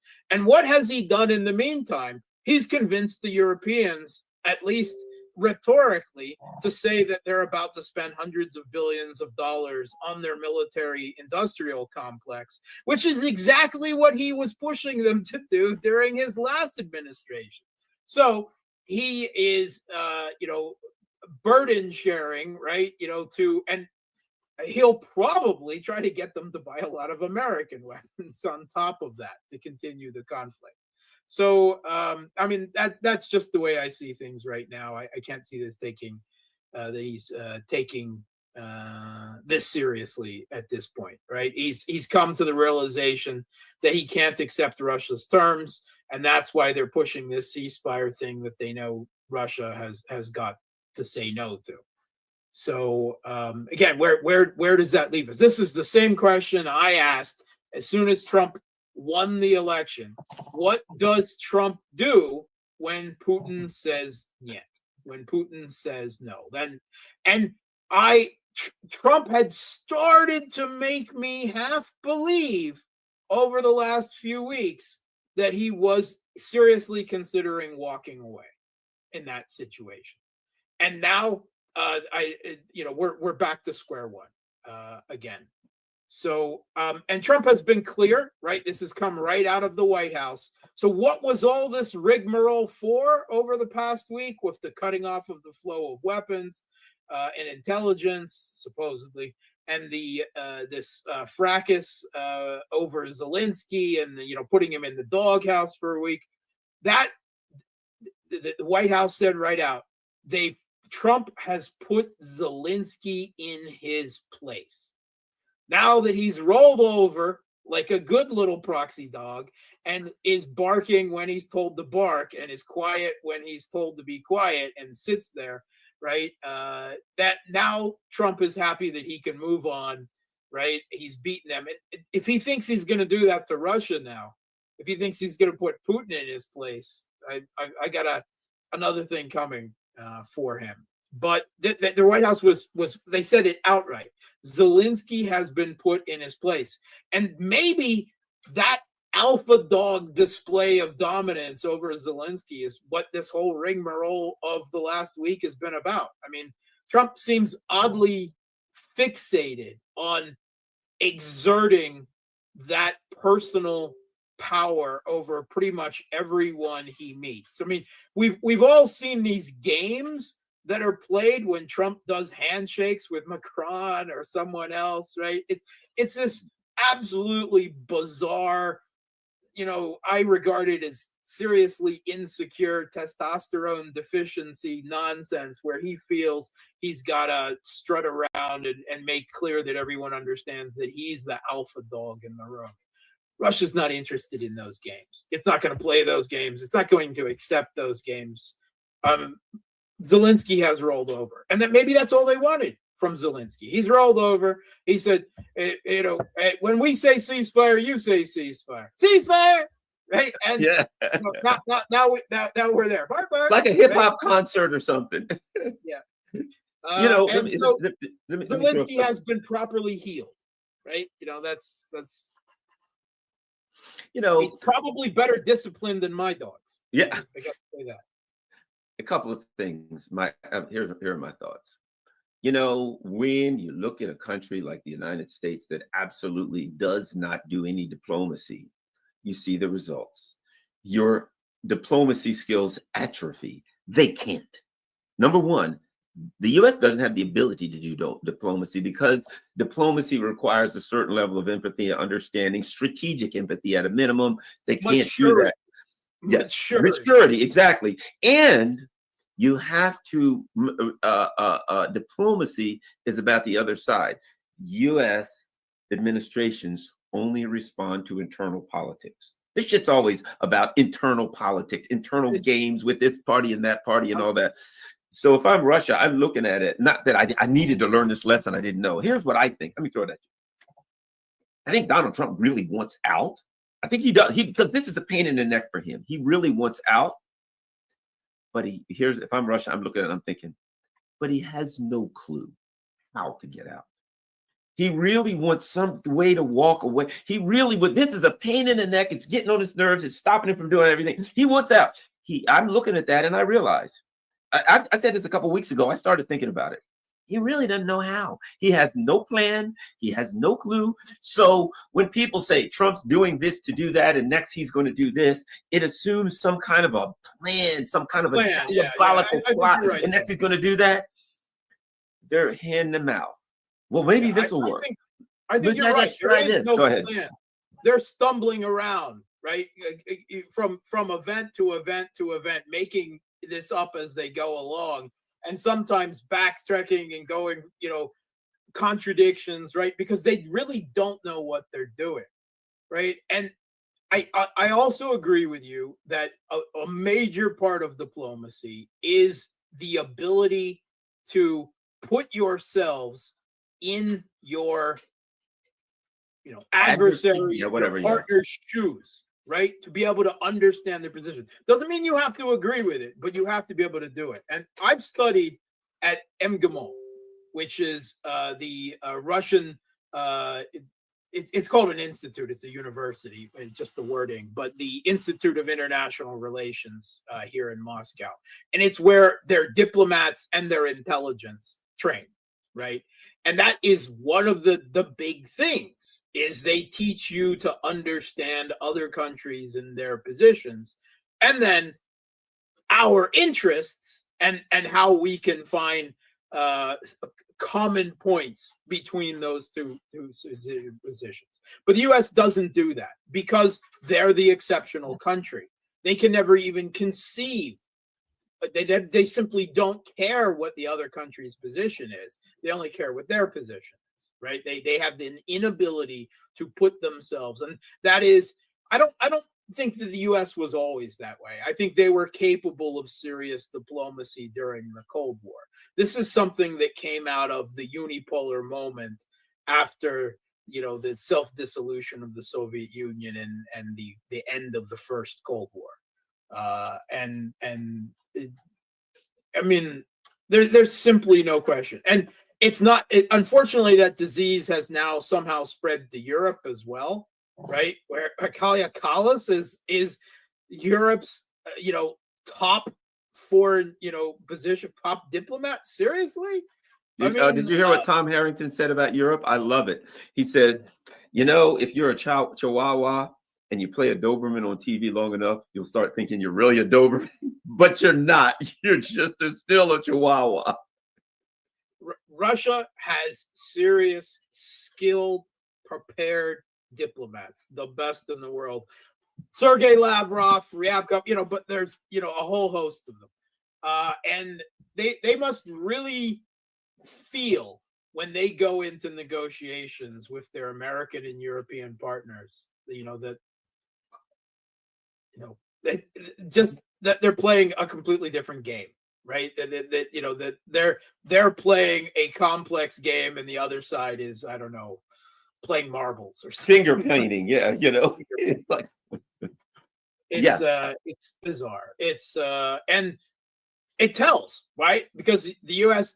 When does the U.S. do diplomacy, right? Its idea of diplomacy is carrot and stick, right? Usually just the stick. Yeah, that's right? simplistic. Nothing more complicated than that, right? They threaten sanctions, they threaten to bomb. They send the regime change operatives through USAID and NED, right? And that's it. That's their idea of diplomacy. Coercion or the threat of coercion. Yeah, that's all. Do what we say or else. Yes, and that's why we're in the state of the world today, in so many hotspots around the world that we are, is because what is, if not the hegemon, right, the wannabe hegemon, but still unquestionably, in terms of hard power, the first among other great powers, right? And probably will be for some time yet, if only because of the dollar reserve currency and the impetus of the military situation and Hollywood and these other, mimetic tools. But when the top country is simply incapable of diplomacy on anything but the crudest mafia leg breaker terms, that is the result of the world that we see it today with so many hotspots. Yeah, and as other countries rise, if all you use is coercion, when countries rise to a point where the coercion never works, not only does it not work anymore, in the back, even though they won't say it, in the back of their minds, they kind of want to get you back. You know what I mean? They won't say it, but in the back of their minds, it's like, I remember when you used to push me around, and perhaps in just a little way they want some pay. In a way, a lot of people want some payback, not the big way, but if they ever get a chance to yank the U.S.'s chain, they're gonna pull on it. And that's exactly what has happened over the last 3 years. The U.S. thought that they were going to crack the whip, and the rest of the world would get behind their sanctions, and the Russian economy would collapse. And if the rest of the world had done that, then maybe that would have happened, or at least Russia's situation would have been a lot more difficult, right? But they didn't. They took the opportunity. We're neutral. Go Russia, go Russia, go. Yeah. I mean, Africa's got like Russian flags. The Africans are like flying Russian flags all over Southeast Asia. Was it? I believe it was Latin America too. Of Myanmar, who was just in Moscow this week and tried to pull out some ancient prophecies that were saying in 2,000 years we'll be friends with the Russian king and they support the SM. I mean, like crazy stuff like that. You're right. The rest of the world resents, right, this stick approach that they've been dealt with by the hegemon, right? There were the U.S. just treats them as, inferiors, as vassals. And the one thing that the Russians and the Chinese do differently is they do serious diplomacy, and they always show respect, right? Well, they keep their word. How about that? I think that's a big one. Yeah, it is. It is a big one, and the U.S. has broken its word how many times? But if the Russians say we don't like that deal, we're not going to go along with it, that's fine.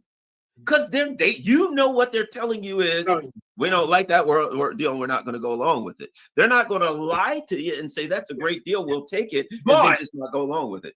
But how about this, right?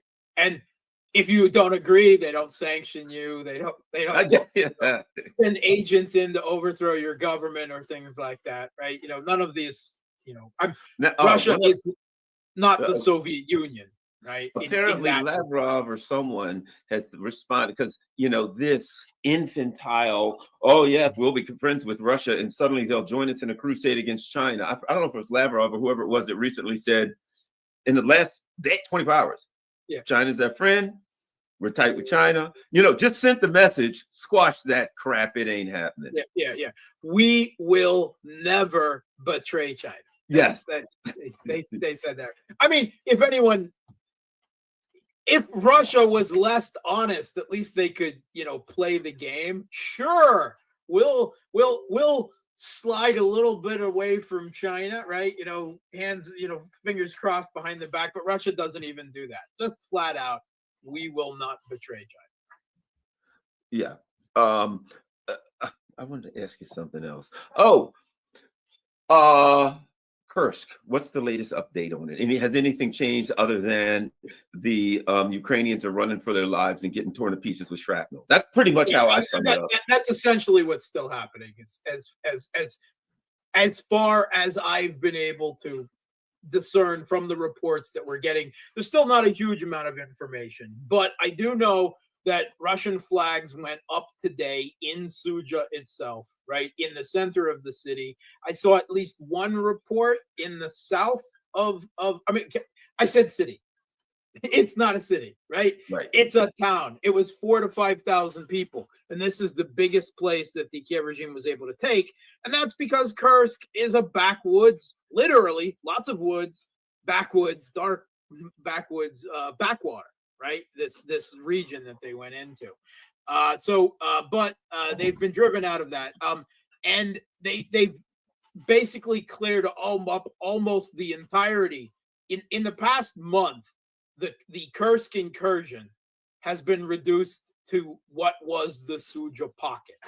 And now Sudzha has been taken, and essentially everything north of that. All that is left is a handful of hamlets, right? Not even villages, not towns, hamlets, right? We're talking, I don't know, 20 houses, that are right on the Russian-Ukrainian border. And there's to believe that the Kiev regime will be able to hold those positions is, I would say, very extremely unlikely. Russia's got the momentum. Their troops are panicked.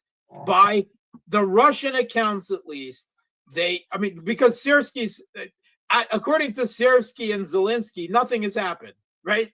Everything is fine. We're consolidating defensive positions, blah, blah, blah, but everything's fine. Nothing to look at here. This is why the Kiev regime launched this big drone attack on Russia. What was it, last evening? There was over 300, possibly as many as 500, right? This is what they always do. Every time Russia makes a significant advance, they're fighting the narrative war. They're fighting the information war. They got to make sure that what is on the cover of not only all of the Ukrainian front pages, and that's not a question because they have a unified information tendency, but also in the West, right, and the world. Everyone's now talking about the drone attack on Russia rather than Sudzha failing. So that's why they launched it. And I have not seen. I'm sure they actually hit some military targets, right? But they made perfectly clear, there was no question, that they attacked Moscow with 30-some drones targeting civilian buildings again. And there's absolutely no reaction to this from the West, right? The supposed humanitarians, right? I mean, this, once again, it's a terror attack, right? That is the purpose, to install political terror, as directed intentionally, not by an accident, right? Not by a drone going awry from electronic warfare or a missile, something. No, this was an intentional attack on civilians, right? Which is a war crime, right? But of course, the West will never say this. When the Kiev regime was doing these attacks last year, right, or maybe it was already 2 years ago, the comment from the New York Times was applauding the necessity of bringing the war home to the Russian people, right? Which means that it is perfectly okay to commit acts of political terror and war crimes against civilians, as long as the civilians are Russian. That's essentially what the Western media and governments were saying. Well, again, and it was just to change the narrative because they don't want anyone talking about what a disaster, because they put so many reinforcements in terms of both manpower and scarce Western equipment that they couldn't afford to lose into Kursk, right? Again and again and again to try and hold on from it from August, because Zelensky had just dumped so much political capital into it, right? And he had this fantasy idea that he was going to trade Kursk back for some Ukrainian territory during negotiations, and Russia made clear there will be no negotiations while you hold an inch of Russian territory, right? Why? Because we don't have to, because we can take it back. We have the ability. And just in the last 2 months, it became clear that the firebag of Kursk that Russia had let to drag on for a very significant time, for months, because the Kiev regime kept taking good troops and equipment, and rather than having them in nice fortified urban positions, right, in the Donbass or elsewhere, where they would have been much more useful and much more effective, they were willing to send them into this backwater without any buildings to hide troops or equipment in, right? And essentially send them out into the open, strung along one supply line coming from Ukrainian territory into Russian territory. Russia was happy to exploit that firebag. It helped them attrit the Kiev regime's military faster. Then they made a decision. We've gotten everything we wanted from this. Time to close this firebag up. And boom, like that, right? That's what they've done in the past month, 2 months. They closed it up. And this is what we see today. And it is almost certain that Russia will not stop at the Russian-Ukrainian border. In fact, they've already taken some territory on the other side of the border there in Sumy region. But they will almost certainly, within, I don't know, a month, whenever the conditions are good, right, whenever they've solidified their control over Kursk, they will go for Sumy and then for Kiev. Right? That is what we're going to see out of the north. It is almost certain that we're going to see a push in the direction of Kiev sometime this year. I think you're right. Let me throw two things at you. Here's something from a telegram, R.I. Navasta.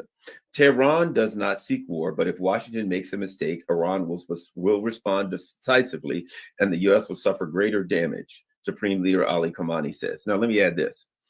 A week and a half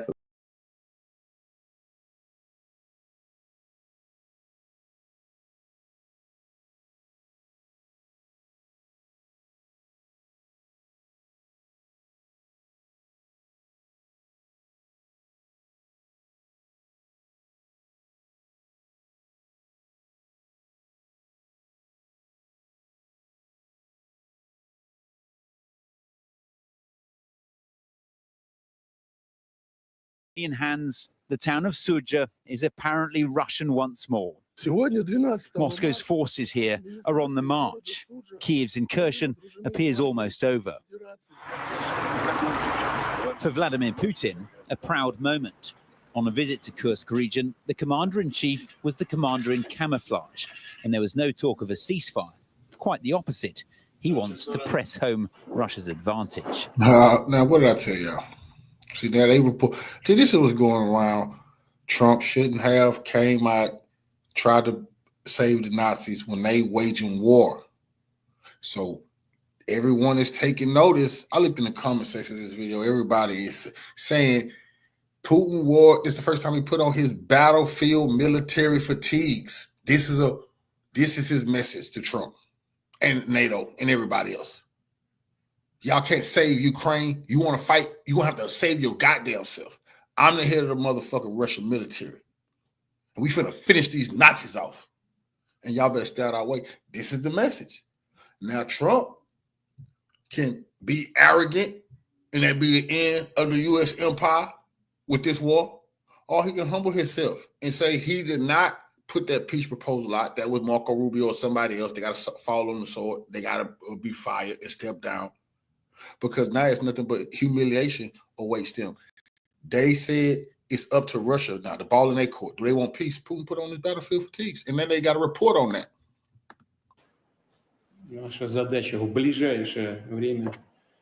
Our task in the near future, in the shortest time possible, is to finally defeat the enemy entrenched in the Kursk region and to completely liberate the territory.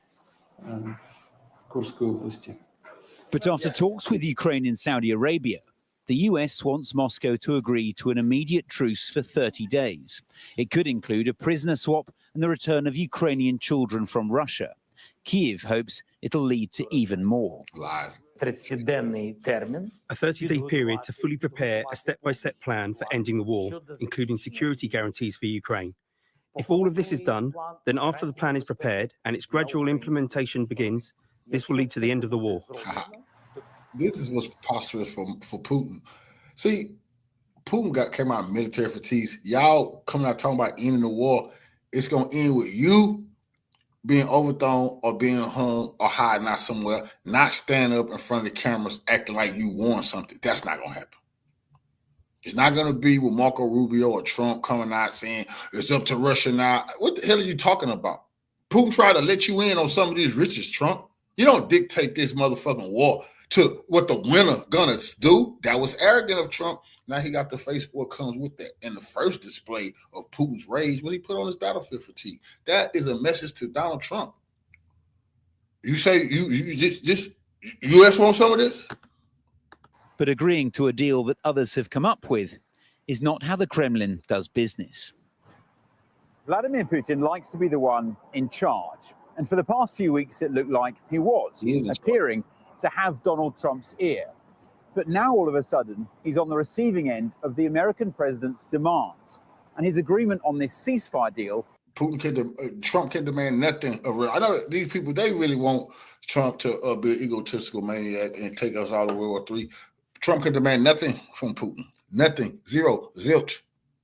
Like I said, Putin was willing humbly to let Trump in on some of this, even though they were losing and the U.S. can't get shit without permission. But Trump decided to disrespect the man. That's why Putin's pissed. Take his kindness for weakness and demand that he stop winning immediately. Let them rearm the Nazis. Send more troops in. And then they'll be ready to kill more Russians in 30 days.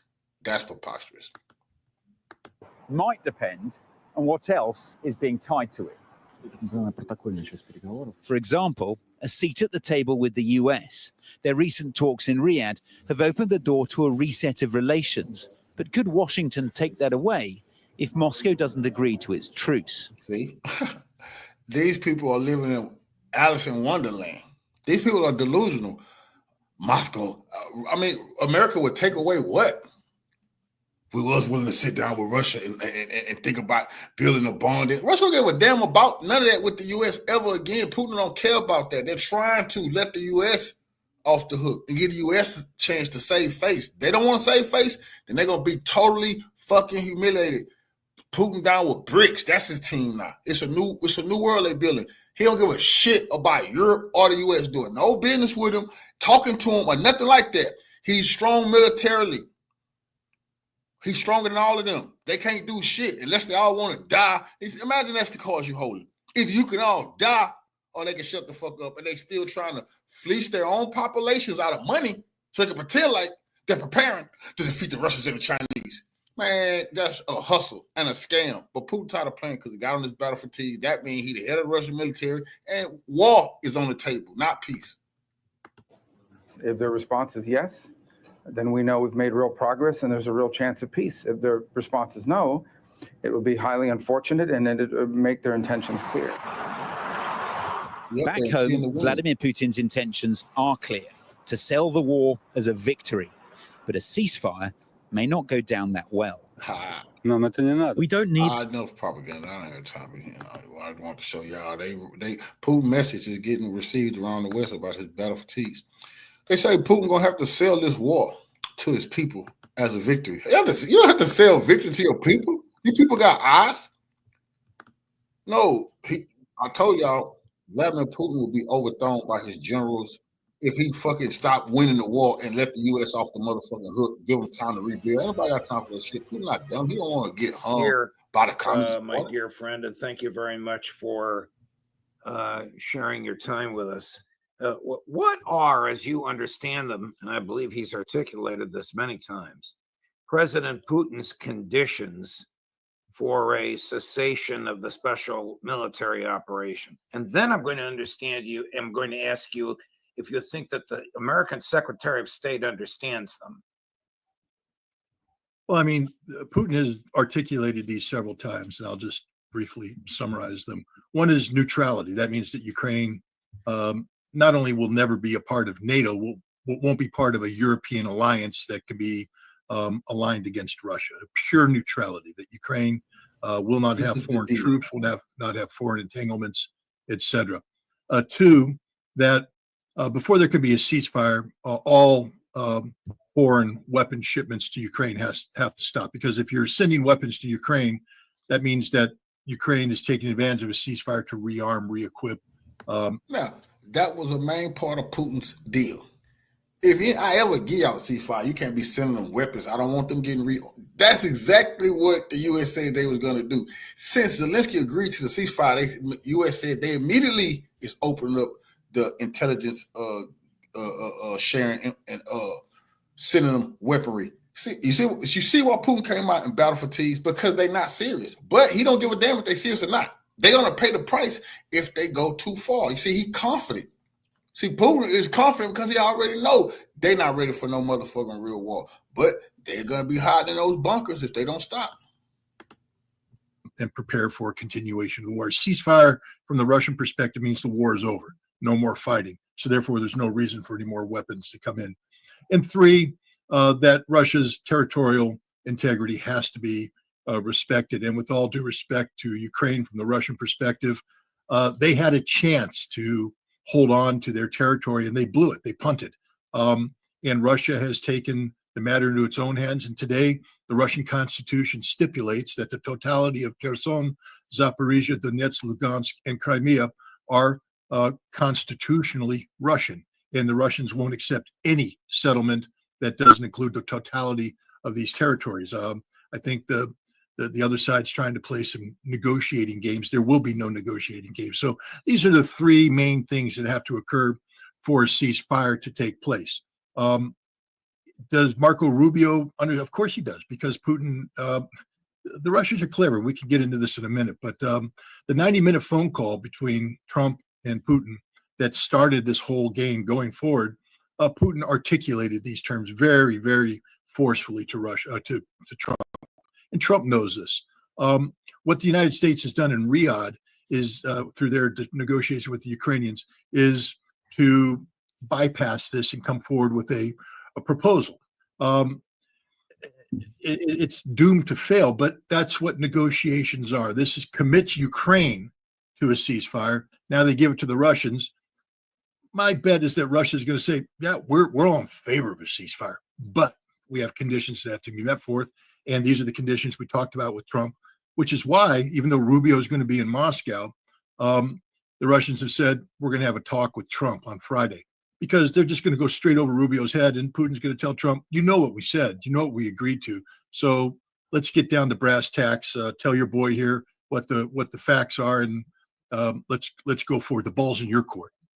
Here's what Secretary Rubio and National Security Advisor Mike Waltz said yesterday, with almost a childlike enthusiasm for and projection of confidence in the fact that they got Kyiv to agree to a ceasefire.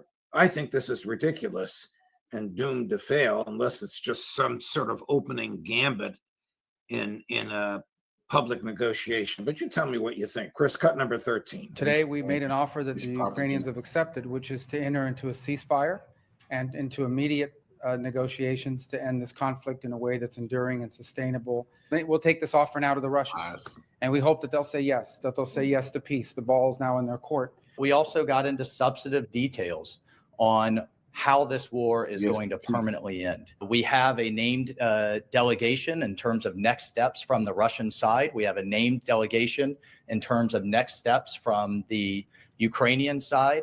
I will talk to my Russian counterpart in the coming days.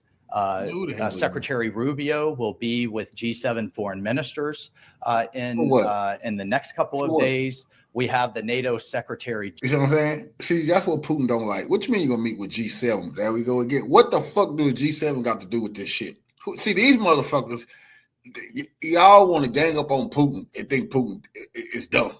We're going to go talk to the G7. But man, Putin don't even give a damn about talking to y'all. You want to go talk to Japan and Germany and Italy and France and Canada. What the hell do they got to do with this? Unless they want to fight. Now, if they want to fight, then stop. You don't have to talk about that. Putin already, he put on his battle fatigues. Don't talk. Just come on and fight so we can get this shit over with. People got other things to do. We talking about bringing in the G7. All right, Putin should say, okay, I'm going to go talk to BRICS. He's going to talk to the African nations. I'm going to talk to Asia. That's what he should say. If these bastards going to go talk about, they're going to talk to their colonizing ass friends, is what the G7 is. Then Putin should say, hey, well, I got to go take this offer to China and Brazil and South Africa. And just say, let them know, I'm going to talk to everybody too. We're going to just be talking. And while all this talk going on, they're going to be kicking Ukraine ass. General in the White House on Thursday, and we'll take the process forward from there. Is Vladimir Zelensky in a position legally to negotiate in behalf of Ukraine? The Russians would probably say, no, he isn't. No, I know the Russians will say that. But here's the thing, Judge. We wouldn't allow the British to interpret the American Constitution. With all due respect to the Russians, they don't get to interpret the Ukrainian Constitution. Ukraine is the sole the sole party that gets to say what is constitutional and what isn't. And then it's up to sovereign states to decide how that Russia's made it clear that they don't view Zelensky as the legitimate president. NATO, Europe, and the United States continue to view him as such. So again, with all due respect to the Russians, it just doesn't matter. All right, your thoughts on Rubio and Waltz. Pardon? Your thoughts on the clip of Marco Rubio? Well, no, this is amateur hour. I mean, they know what the 90-minute conversation was between Putin and Trump, so they know what the Russian red lines are. I think what we have at play here is a very complicated game of, and again, this is just reading tea leaves, because they know how the Russians are going to respond. It is predictable as the day is long. This was, I believe, designed more to trap Europe than it was to trap Russia. And the reason why I say that is that Europe, was talking about deploying troops, nuclear deterrence from France, all this stuff. And instantly Zelensky says, okay, I'm for a ceasefire with, certain conditions. And Europe immediately did a 180 and went, great move, ceasefire, we're on board, ball's in Putin's court. So Europe is now playing the game of ceasefire. And I think that's what the United States wanted to do, is trap Europe and Zelensky into this process. And now they're going to go to Russia, and they know what's going to happen because Trump spoke to Putin. There's no secrets here. Rubio knows what they said, so he knows what the Russian response will be, which is, yes, we're all in favor of the ceasefire. Hallelujah. Thank you. But as you know, we have conditions that have to be met. And so now the Russians say ball's in your court. And now they have to go back to the Europeans who have committed to a ceasefire. And it's now a negotiation. And this gets Europe away from the nonsense of talking about deploying security forces and things of that nature and get down to the brass tacks of how do we get across the line with a ceasefire. This is the beginning of a negotiation, not the end of a negotiation. Do you think that perhaps, even though you characterized, and I agree with the characterization, the statements by Rubio and Waltz as amateur hour, do you think maybe this is just the opening gambit rather than their sincere belief that Vladimir Putin will say, oh, you want to stop fighting for a month? Sure. We know there's no way he's going to say that. We know that They know there's no way he's going to say that. So why do they make a statement that will make them look ridiculous or almost sound as if they are ignorant of what President Putin told President Trump? And they can't be ignorant of it. Well, I think the answer is quite clear, because as soon as they said the ball's in Putin's court, statements came out of every major capital in Europe that repeated them, parroted it. This is a brilliant thing that you've done. The ball's now in Putin's court. The British said it. The French said it. NATO said it. Italy said it. The whole Europe said, this is brilliant. We're in concert. The ball's now in court. So they have bought into this package, which means they bought into the process. Now the process is going to go to Moscow, and it's going to be very difficult for Europe to disengage. See, the United States has sucked Ukraine into this. Now they're going to go and hit the Russians. They know what the Russian response will be, but they need to get that articulated in response to something Ukraine's put down. It begins a larger, broader process of negotiation that Europe can't back out of now. I think that's, in retrospect, it's the only thing that makes sense, because otherwise we're talking about two brain dead people up there saying things that they know have no significance. The Russians will not accept these terms. Putin has made that quite clear. Here's a brief clip from the 2-hour interview that Larry Johnson and I had with Sergei Lavrov on Monday. He does talk about, I asked him about NATO, and this is, his response was 12 minutes long. This is about a minute and a half of it. Chris, cut number 9. What he did bluntly said was that if you want us to protect you, to give you security guarantees, you pay what is necessary. It's still to be discussed what is necessary, 2.5%, 5%, anything in the middle. But he also said that those who fulfill the criteria of the percentage of GNP, to be contributed to NATO, them, the United States would guarantee that they are safe and secure. But he doesn't want provide these guarantees, security guarantees to Ukraine and Zelensky.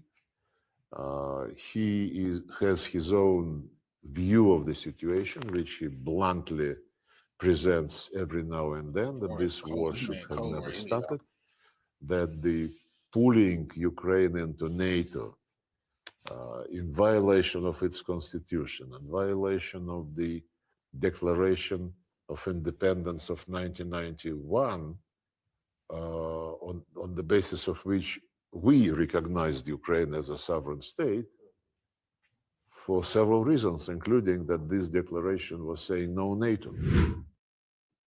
That was in response to a question that I had asked him about NATO. I did not know until he mentioned it that the Ukraine Constitution prohibits its membership in NATO, and I did not know about the Declaration of Independence of I think he said 91 or 93, that also prohibited it. And now we have Russia's public reliance on that declaration. Your thoughts? No, I mean, Russia's been very clear. The first thing, I'm sure you picked this up in talking to Sergei Lavrov. A, let me say congratulations for the interview, and B, I'm insanely jealous, but we'll put the water under the bridge. The fact is, you learned the hard way that the Russians are very thorough. There's nothing superficial about any of the answers he gave you. And you've also learned that the Russians, that every fact matters, every word matters. I learned this a long time ago from Russian diplomats, that words matter. You have to be very careful with what you say and what you write, because that reflects, a position. And if you're a serious person, you don't, commit to a position unless you mean it. Ukraine's independence was predicated on neutrality. That's just the way the formation of Ukraine was. And the same thing with the 1994 Bucharest, agreement about nuclear weapons. Ukraine was to maintain its constitutional obligations of neutrality. So when Ukraine instead has this coup d'etat in 2014 and shifts to wanting to join NATO, that makes null and void all past agreements. And from the Russian perspective, that changes the foundation of their legal approach to the problem of Ukraine. Prior to that, and a lot of people don't recognize this, Vladimir Putin, one of the reasons why he was so hesitant in the aftermath of 2014 and the failure of Ukraine to abide by the Minsk agreements, is that he was cognizant of the fact that Russia had made certain commitments to Ukraine to respect Ukrainian territorial sovereignty, and that Russia would do what was necessary to adhere to these commitments, even if Ukraine was in violation of its obligations. Russia didn't say, okay, now we come in and do this. Russia, in April 2022, the Istanbul communique said Kherson, Zaporizhia will be returned to Ukraine, along with the territory around Kiev, Sumy, etc. All Russia is saying is now, because of circumstances, Crimea and certain parts of the Donbass aren't going to go back to Ukraine because how Ukraine has treated the Russian population there. But the rest of Ukraine, Russia was saying, that's yours. We don't want it. It was only then, when Ukraine continued the conflict at the behest of the British, that Russia had to change its tune. But the Russians are very legalistic. Every word matters. Every statement matters. And this is why, getting back to Marco Rubio and Michael Waltz, they're in a lot of trouble, because the Russians recorded every word that Donald Trump has ever said, not only to Vladimir Putin, but to the public about this situation. And as Lavrov hinted, he said, Trump has spoken very forcefully. The Russians have the archive of everything Trump has said. They haven't forgotten any of that, and they will deploy Trump's statements against Trump, against the United States, as this negotiation goes forward, because there's a lot of inconsistencies between what Trump has said in the past and how the United States is posturing itself today. So how does this war end? Does Zelensky just give up the ghost and then incur the wrath of the Banderas people that are around him? Are there new elections, or does the military at some point say, it's over, we're going home? I think the military is already starting to vote in certain areas like Kursk, where they are retreating pell-mell. This war ends when this war ends, meaning that Ukraine will have to accept the reality that it has been defeated. And as the defeated nation, it will have to make certain concessions. Now, Ukraine can be artificially stimulated to continue this fight by the continued provision of weapons, etc., but it's not enough. I mean, just remind everybody that we're at this point 3+ years into this conflict, where the United States and Europe have poured in hundreds of billions of dollars worth of assistance, including the most modern technology imaginable, top-of-the-line NATO equipment, to Ukraine, and they're still losing. There's nothing the United States or NATO can do to change that outcome. Russia has achieved dominance and is, exploiting this dominance as we speak. And every day that goes by, this dominance gets greater and greater and greater. So eventually, the Ukrainian armed forces are going to crack. I think the goal of the Trump administration is to get a ceasefire and conflict termination before that happens. But, the Russians know one thing for certain, that no matter what happens, they're going to win. They're either going to win at the negotiating table or they're going to win on the battlefield. But there's no circumstance here where Russia comes out the loser. Switching gears to Syria, what is the cause of the ethnic violence or the violence against ethnic minorities by the Syrian government? Do we have a grasp on that? Of course we do. The Syrian government is Al-Qaeda. Why are we fool ourselves? Al-Qaeda are head choppers. Al-Qaeda are Salafists, Wahhabists, people with extreme interpretations of Islam that have zero tolerance for people who don't worship Islam the way they do. The Alawites are not considered Islam. They're considered heretics. Therefore, they are marked for death automatically by these people. The same with Christians who continue to profess their religion. The same with Sunnis who may deviate somewhat from the strict interpretation, violent interpretation of the Quran that Al-Qaeda has. The Shia are also considered to be heretics. These people were chopping their heads off from day one. Now they've just done it in a massively organized fashion, targeting the Alawites because there was pushback by former members of the Syrian army with Alawite and non-Islamic fundamentalist Sunni background. But They've been killing Alawites from the very beginning, forcing them to crawl on their hands and knees, bark like dogs before their throats are slit, their heads are cut off, or they're just gunned down. Now these guys are going in. They don't view these people as human. They go into homes and they kill grandmothers, women, babies, infants. They murder them. This is what Al-Qaeda does. Why are we shocked? Why are we surprised? What bigger question is, why do we tolerate this? I mean, well, that's where I was going to go next. Why do we tolerate it? What is the position of the IDF in this? Are they just standing by and allowing this to happen? The IDF could care less about the Alawites. The IDF could care less about the Syrians. The IDF doesn't care about Arabs. The IDF is looking to exploit the situation to their advantage. They're exploiting the weakness of the Jolani government, this Al-Qaeda government, to assert their presence in Syria, demilitarizing what massive chunks of southern Syria, occupying deep into Syria, creating the conditions where Damascus could fall in a moment's notice if Israel so chooses. I mean, this is one of the major Arab capitals of the Arab world, and Syria, has lost control over their own security. This is what Israel wants. Israel actually likes this chaos, this anarchy, because it's disruptive to their potential foes. The last thing Israel wants is a stable Syria that could actually unify its people to once again stand up to Israel as the Assad government did.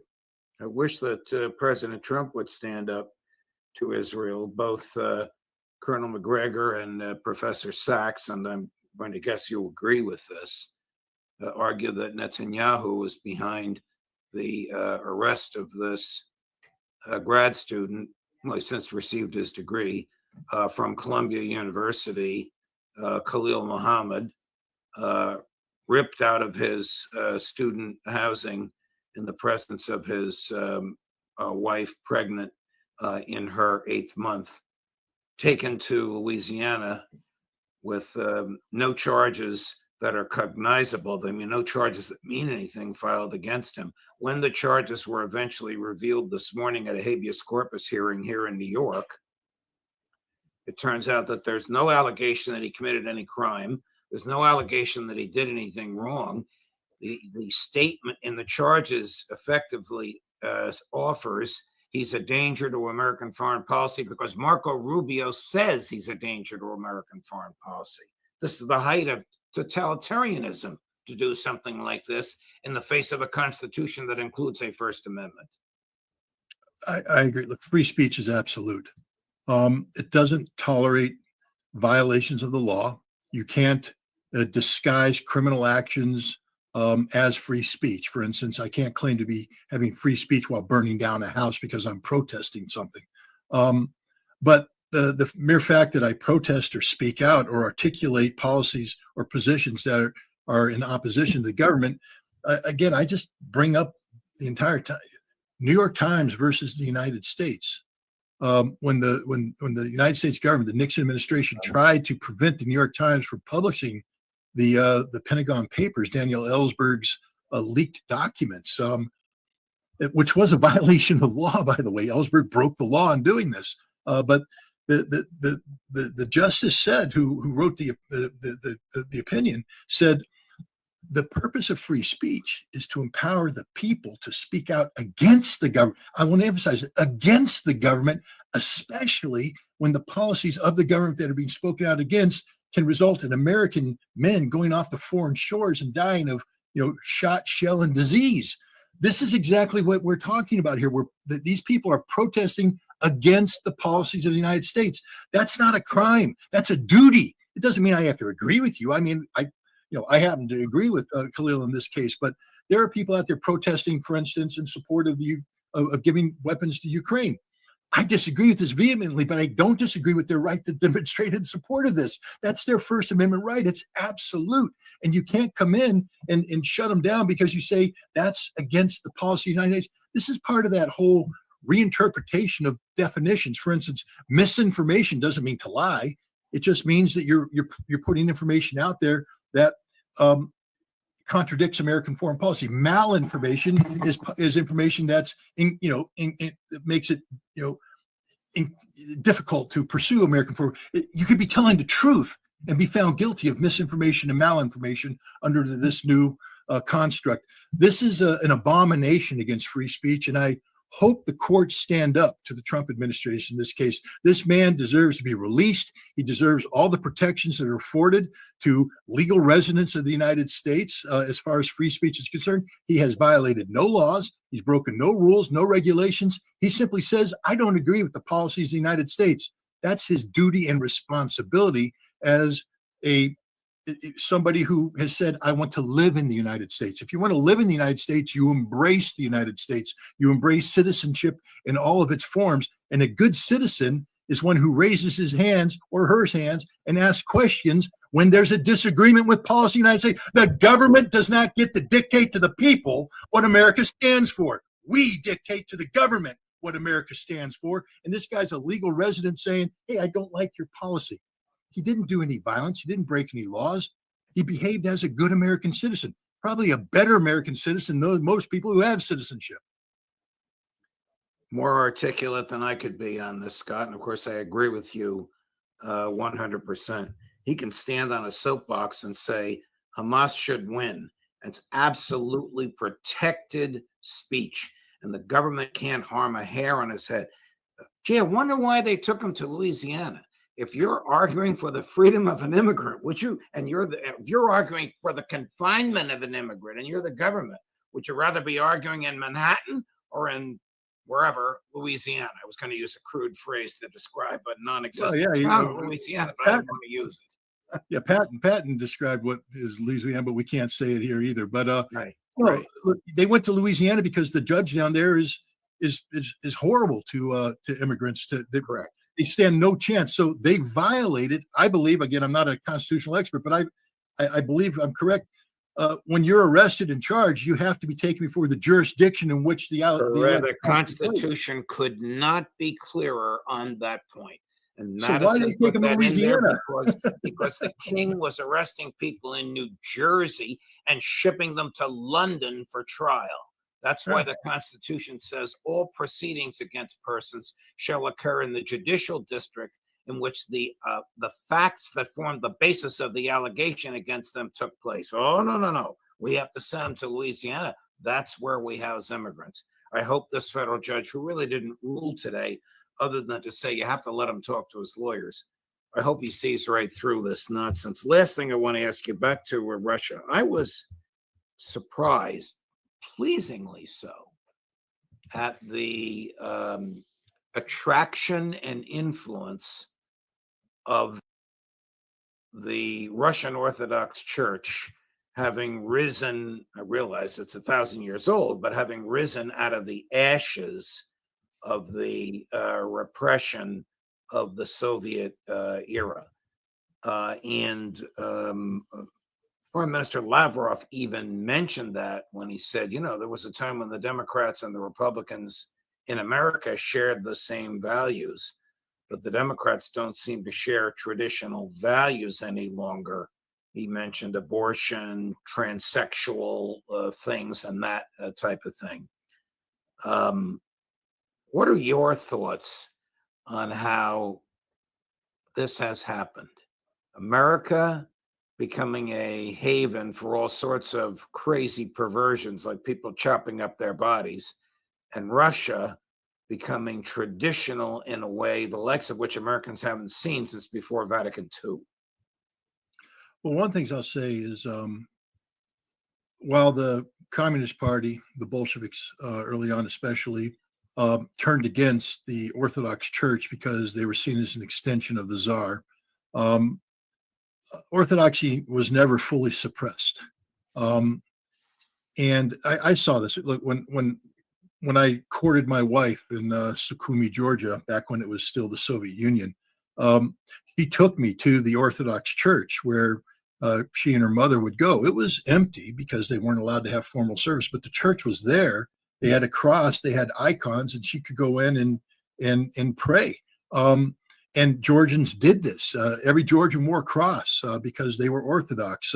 Even good Soviets. My wife was a member of the Komsomol, the Young Communist League. She was the head of it. But she wore a cross because she's religious. When I was in Votkinsk, we went to the church, and there were church services every Sunday. And then when perestroika came, we saw the revival of the church begin, and how quickly the Russians flocked back to the church because they had never lost their faith. We saw this, you see this in World War II. People may not know, but look up the icon of Our Lady of Kazan. It's one of the most famous icons in Russian Orthodox history. From Kazan, the ruins of a church, an icon was found by a young girl, etc. During the battle for Moscow, when the Nazi hordes were at the gates, Stalin had the icon of the Our Lady of Kazan put on an airplane and flown over the front lines to bless the troops. Stalin, the communist, turned to the Orthodox Church because he understands at the heart of every real Russian is the Orthodox faith. And that's just a fact. There was a famous movie about fighter pilots, and the mechanic was the mechanic of an airplane, good communist pilot, but every time that plane would take off, the mechanic would cross himself. They made that movie in the 1950s. And what that movie's saying is that inside the heart of every Russian is an Orthodox. And now the Orthodox Church is coming to the front. It is, there it is, the Our Lady of Kazan. The Orthodox Church, I saw this when I was there this past Christmas. My host, Alexander Ziryanov, took me to the Christmas Mass at the big church right by the Kremlin. I think you probably went there as well. A beautiful church. But you just see the way the Russians are with religion today. It is part of their life. It defines them, and it defines their values, their culture. These are a loving people. They have real Christian values. They want to help people. It's sincere in everything they do, but they also, that religion defines their traditional family values. They are not tolerant of the things that Western society has become tolerant of. And, right. And their government manifests that intolerance as well. Yeah. In a way that reinforces traditional Christian morals. You know, and obviously you know this, in American churches, Catholic churches, even traditional Catholic churches, you stand, you sit, you kneel. But I didn't know this until I attended Mass in Moscow. There's no place to sit. No, you stand. And you are packed in like sardines. Absolutely. Because it is so moving and so attractive to the public to be there. I was deeply and profoundly moved by it, as I said in a piece I wrote. This old Slavonic Mass reminded me of the old Latin Mass, which was ubiquitous before Vatican II, and which Pope Francis has suppressed. Traditionalism of Christianity, of belief, as well as of liturgy, the public manifestation of the belief, was so profoundly moving to me. Profoundly moving. Even one of these cops that was interrogating me made the sign of the cross. They make it a different way. The hand goes up to the right and then to the left. It's not a big deal. I'm a heathen from way back, so don't ask me to repeat what my very religious wife does. But look, did you, just on a personal note, how is the music? I just find the music in a Russian Orthodox Mass to be beautiful. Spectacular. Absolutely. The ladies' choir, the choir that they have is just something else. It's amazing. Here's something that Prime Minister Lavrov said, which manifests his respect for tradition and his observation. You'll like this, Scott, that under Donald Trump, the United States may actually be returning to normalcy. Chris, cut number 12. I think what is going on in the United States is a return to normalcy. The United States has always been the country of two big parties who competed between themselves, who changed ownership of the White House. But the division during my years in the United States, which is starting from 1981, I've been there several times, serving for a long period. Compared to that time, the division now is absolutely striking. On that occasion, the main dividing line between the Democrats and the Republicans was more taxes, less taxes, abortions, things which would be part of a normal Christian life, and within this Christianity values, the entire politics were built, arguing with each other, but within the values which everybody accepts. Within the values that everybody accepted, I thought and I'm not necessarily a Republican, I voted in the Republican primary because the locals are friends of mine, but for him to say a good section of America no longer accepts the basic values which we once all accepted and presumed were the ground rules, in my view, is a profoundly keen, articulate, and even brilliant observation from the Russian perspective.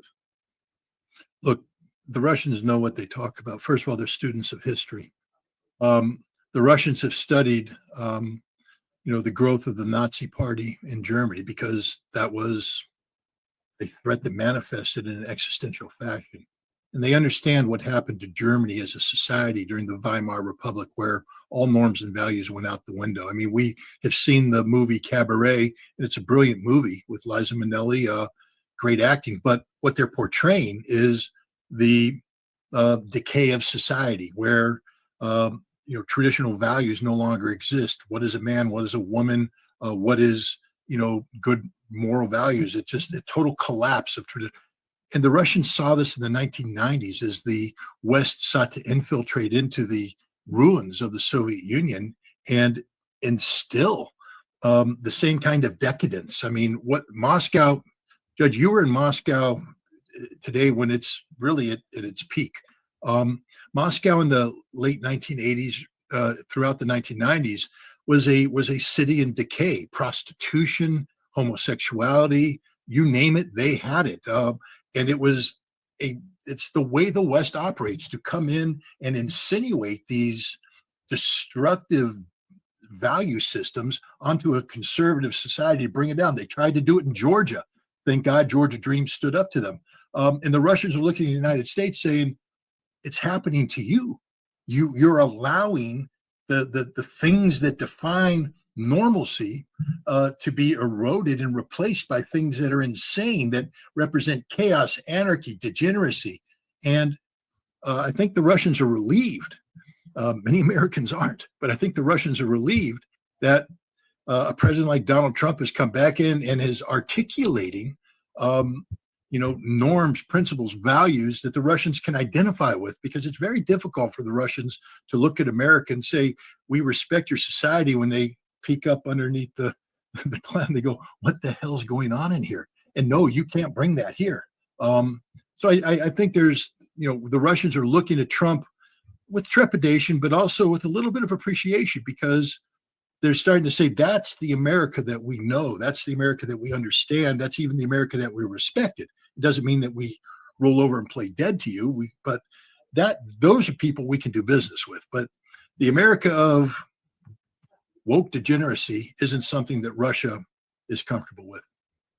Scott Ritter, a pleasure, my dear friend. I hope my next trip to Russia was in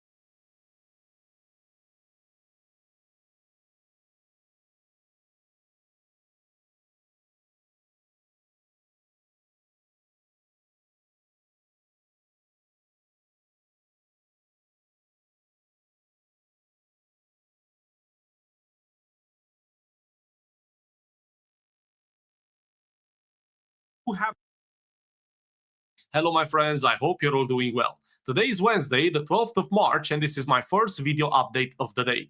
In this episode, we're going to discuss what happened yesterday in Saudi Arabia at the meeting in between the Ukrainian delegation and the United States delegation, and try to understand why Ukraine, all of a sudden, they're so interested, almost desperate for a ceasefire.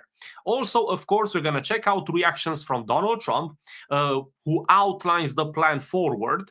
And then we're going to take a look at Russian reactions. We're going to also check out what happened in Kursk over the last 24 hours, because there have been some absolutely major developments. And of course, we're going to take a look at one reaction from France and the United Kingdom. And then later on in the second episode, we're going to check out more news around this topic. So let us begin with Ukrainska Pravda and just see the initial statement which came from the meeting in Saudi Arabia. Kiev-Washington talks. Ukraine agrees to a 30-day ceasefire if Russia also stops. Quote, Ukraine expressed readiness to accept the US proposal to enact an immediate interim 30-day ceasefire, which can be extended by mutual agreement of the parties and which is subject to acceptance and concurrent implementation by the Russian Federation. The United States will communicate to Russia that Russian reciprocity is the key to achieving peace. Right, so Ukraine has agreed to a ceasefire. So the only important question that remains, and one which I'm going to try to answer, is why now? Well, I think the short version of the answer is check the map, check the battlefield. That's where we're going to find the answers. But the longer answer is, we've seen Ukraine over these last 3 years, and by Ukraine, I mean really the Kiev regime. They have refused to entertain any sort of ideas of negotiations, ceasefires, anything like that. In fact, the Green T-shirt himself, he has outright banned the negotiations with Russia in September of 2022. And ever since then, the mantra was, well, we're going to go on the battlefield, victory, and so on and so forth. So why this sudden change? Because we've seen this exact same attitude up until about 10 days ago or so. That's when the first article popped up in which Volodymyr Zelensky started to talk about a ceasefire, unprovoked, I might add. And he proposed a two-way ceasefire. It was very complicated, totally unrealistic, but he started to talk about it. And now we see them almost desperate for a ceasefire. Yes, the United States is pushing them. I understand that. However, it's not just that. It's more than that. And I think the answer is what's happening on the battlefield. Just to put things in context, I mentioned we're going to talk about Kursk, and this is the perfect time to do so. And this is key to the answer. In Kursk, over the last 24 hours, the Russians have made tremendous gains. In fact, in the last 24 hours, they've gained more territory or regained territory more than they've done in the last 2 months combined. In fact, right now, they're in the center of Sudzha. I think all of Sudzha has been taken over by the Russians, except for the eastern district, or at least that was the intel last time I checked, which was about 30 or 40 minutes ago. Point being, the Green T-shirt wants to have a ceasefire whilst he still has a presence in Kursk. This is absolutely key, because this makes a good narrative and also very good propaganda. However, this is also where we're going to find the Russian answer. But don't worry, I'm going to come back to that later when we go to the Russian reaction. But I think this is why now the situation for Ukraine on the battlefield is really not good. In fact, it's probably as bad as anybody could have imagined, and the worst it's been in these last 3 years. And not just in Kursk, it's the same all over the place. In Zaporizhia, they're also facing a real threat in the Sumy region. In the Donbass front, is not, I think that's common knowledge by now. Point being, Ukraine is having real difficulties. With that in mind, let us continue through this statement, and then we're going to go to Donald Trump. Quote, the United States committed to discussing these specific proposals with representatives from Russia. The Ukrainian delegation reiterated that European partners shall be involved in the peace process, the statement said. This is another thing that's key here, because what does European involvement actually mean? Well, in fact, don't let me answer it. Let me just take you over to Mr. Yermak so we can quote him directly. Quote, first, Ukraine must be given security guarantees that lend credibility to a future ceasefire agreement. Second, Europe must act decisively to strengthen and increase the sanctions against Russia. And third, Europe should take control of the frozen Russian assets to enable continued and increased support for Ukraine. Please forgive me, but to me that doesn't exactly sound like peace. It just sounds like the continuation of the war just through other means. The military approach has definitely failed. The economic one has definitely failed, but the economic one is a little bit easier to hide. Because, you know, certain people in the European Union, I think they're in Brussels, they don't care about how much money, how much European money they lose. Because at the end of the day, there's always a good excuse to hide behind, you know. It's inflation, it's the Russian aggression, it's this, it's that, or the other. It's never their incompetence, though. So this is why the decision has been made that is far more feasible for them to continue this war against Russia in an economic way. This is what it's really happening here. With that in mind, let us go to Donald Trump. Trump announces big meeting with Russia and ceasefire talks with Putin. Quote, "It takes two to tango," as I say, right? Hopefully he'll also agree, and I really think that would be 75% of the way. The rest is getting it documented and, you know, negotiating land position, etc., he said. Trump hopes the ceasefire could come into effect in the next few days. Quote, "We have a big meeting with Russia tomorrow on the 12th of March, and some great conversations hopefully will ensue," Trump added without specifying which meeting he was referring to. Yes, indeed, it appears that today, on the 12th of March, there will be a meeting in between the Russian delegation and the United States delegation to discuss the 30-day ceasefire proposal. Now, this is a long and complicated matter, but what I will say is that I've been basically up almost all night last night just to check the Russian reaction to all of this. I've looked for statements from anybody that I could find from the Russian side, Russian officials that is, just so I can take the temperature of what they think. And basically, the common voice is that the terms of a ceasefire should not be established by Ukraine or by the United States. And I think that is best encompassed by Maria Zakharova, who has put out a statement that is basically a summary of everything that I have read throughout last night. Let me read that to you. Zakharova claimed that main news would be coming from Moscow, and she believes that it is necessary to follow the news not from Jeddah, but from the Russian capital. Quote, "Russia's position will not be formed abroad through any agreements or efforts of certain parties. Russia's position is shaped within Russia," she said. And that right there is the perfect summary of everything that I've read on the Russian side over the last 12 hours. I mean, I must commend Maria Zakharova because she summarized it so well in just 2 sentences. Sometimes when I'm trying to get my thoughts across, I need about 500 sentences, and I end up with a 30-minute long video. She, however, she did it in 2 sentences. That's a skill, let's just say that. My friends, point being, the Russians don't view what happened yesterday in Saudi Arabia as the be-all, end-all of these negotiations. And there's a reason for that. You see, there's 2 ways of looking at this conflict. The first way is the way that is presented to us. That, look, these are 2 sides, Russia and Ukraine. They're in a perfect stalemate, and somebody needs to break them apart. And whatever the terms are, well, that should be acceptable for both. But the things are not that way, because there's also another way to look at things. And that is, as the Russians say, to just address the root causes. Because at the end of the day, nobody goes to war just to have a ceasefire without having their objectives met, unless they're defeated. And that brings me to a simple point.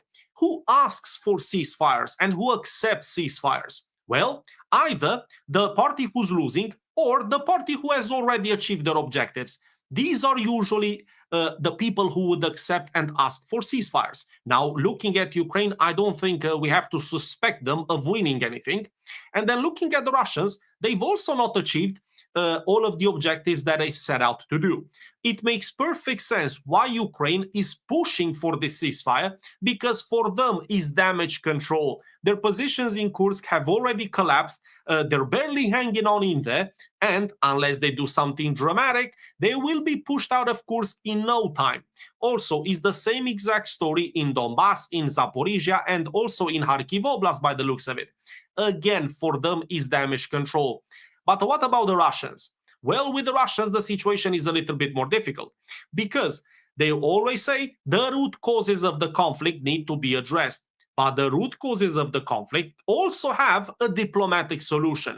But here's the problem. Is somebody in the West willing to help Russia achieve those objectives? I don't see any willingness on the part of the Europeans, so I'm not sure just how much the United States can get done on their own and how much desire is in the first place in the United States as well.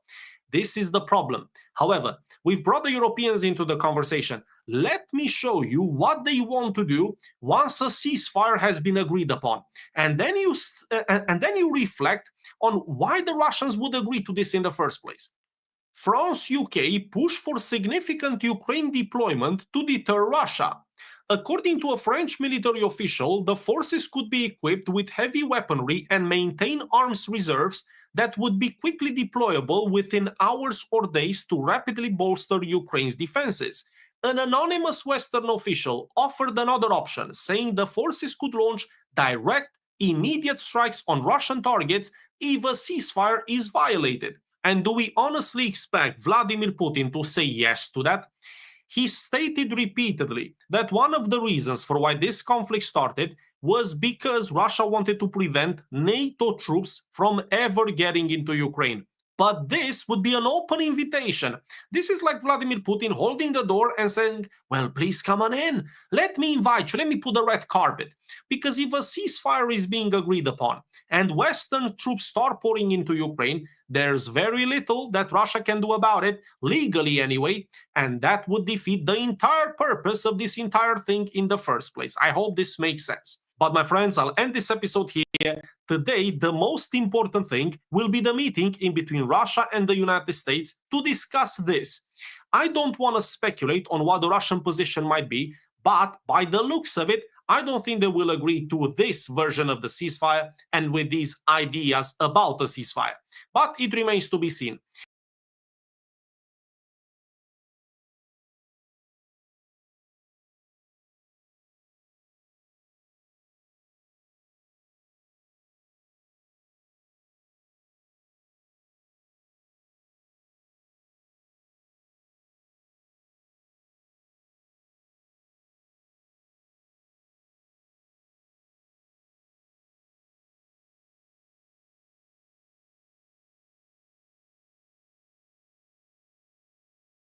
Had ever been stopped have been resumed. This was part of the deal that Donald Trump's emissaries in Riyadh, Saudi Arabia, made with the emissary of Zelensky, the president of Ukraine. So the weapons are going to be flowing again in full flow, you might say. The intelligence, perhaps even more important at this stage, has also been resumed. Elon Musk's satellites are presumably right now beaming this show to the people who put me on a Ukrainian death list. What can you say about that? Elon Musk has just suspended the No Conscription League Twitter feed before it had issued a single original tweet. I've asked him to explain why, but answer so far has there been none. The intelligence and arms resumptions were only part of the story. It was a double whammy. Marco Rubio announced in a press conference, without any reference to Russia at all, without a single telephone call on the newly restored hotlines to the Kremlin, that there was going to be a 30-day ceasefire and that Ukraine had accepted it. He must know that the Russians could not possibly accept such a unilateral ceasefire, not the least because the new flow of American weapons, the new flow of American intelligence, the declared exponential rise in flow of both weapons and intelligence from the European Union and the United Kingdom would mean that that 30 days would only be used, as Minsk 1 and 2 were used, to strengthen Ukraine and its armed forces for the next round of fighting, approximately 30 days later. Russia has stated right from the beginning that it is not interested in a ceasefire. It is interested in a deal that removes the causes of the war, which I have adumbrated here many times, but in shorthand, they are this: that Ukraine must be a completely neutral country. No Ukraine in NATO, no NATO in Ukraine, no NATO weapons, no NATO expertise, no NATO in camouflage, in mercenary form, nothing. Rien, zilch, absolutely neutral. That Ukraine must be demilitarized so that it cannot again be in a position to act as a proxy army for the NATO forces, reduced to something like 87,000 soldiers from the 1 million men that it had in arms at the beginning of this conflict. A denazification, that is to say, the end of the overweening influence of the Azov and other Nazi and neo-Nazi and fascist and ultra-nationalist formations that are the sinews of the war, the sinews of the Zelensky regime. No transfer of territory. The idea that these liberated areas full of ethnic Russians, Russian-speaking people, who with tears in their eyes right now are welcoming the Russian forces as they arrive, they will never return to rule by Kiev. They would never have left rule by Kiev if Minsk II had not been a simple deceit. In fact, other than Crimea, all of the Ukrainian territory, as was before the Russian invasion, would still and forever be in Ukraine. But Minsk II was a systematic deception in which the leaders of Germany and France and then the Security Council were completely complicit. They have admitted, Hollande and Merkel have admitted, that Minsk II was used to make Ukraine strong enough to confront Russia on NATO's behalf. This is not me saying this. This is them saying this. So the idea that Putin's going to agree to a Minsk III would appear entirely fanciful.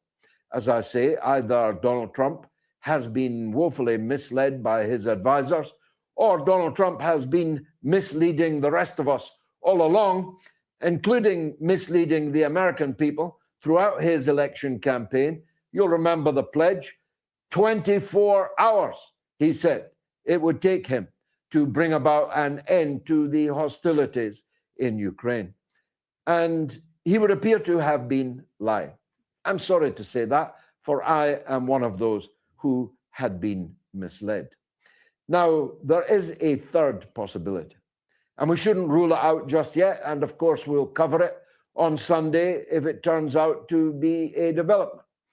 A third possibility is that this did not come as a surprise to the Russians, and that it comes with a bundle of other things of which we have as yet no knowledge.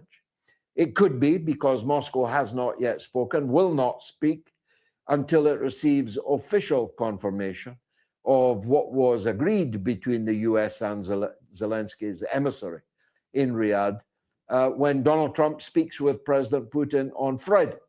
So we have to hold back from a comprehensive denunciation of Donald Trump in this regard. But I have very little doubt that it is, in fact, a calculated deception.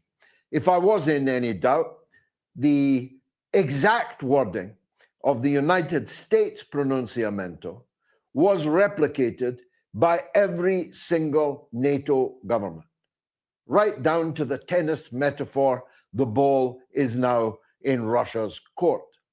It cannot be an accident that every single person that hates Russia in the European Power League tweeted exactly the same thing as the United States government tweeted.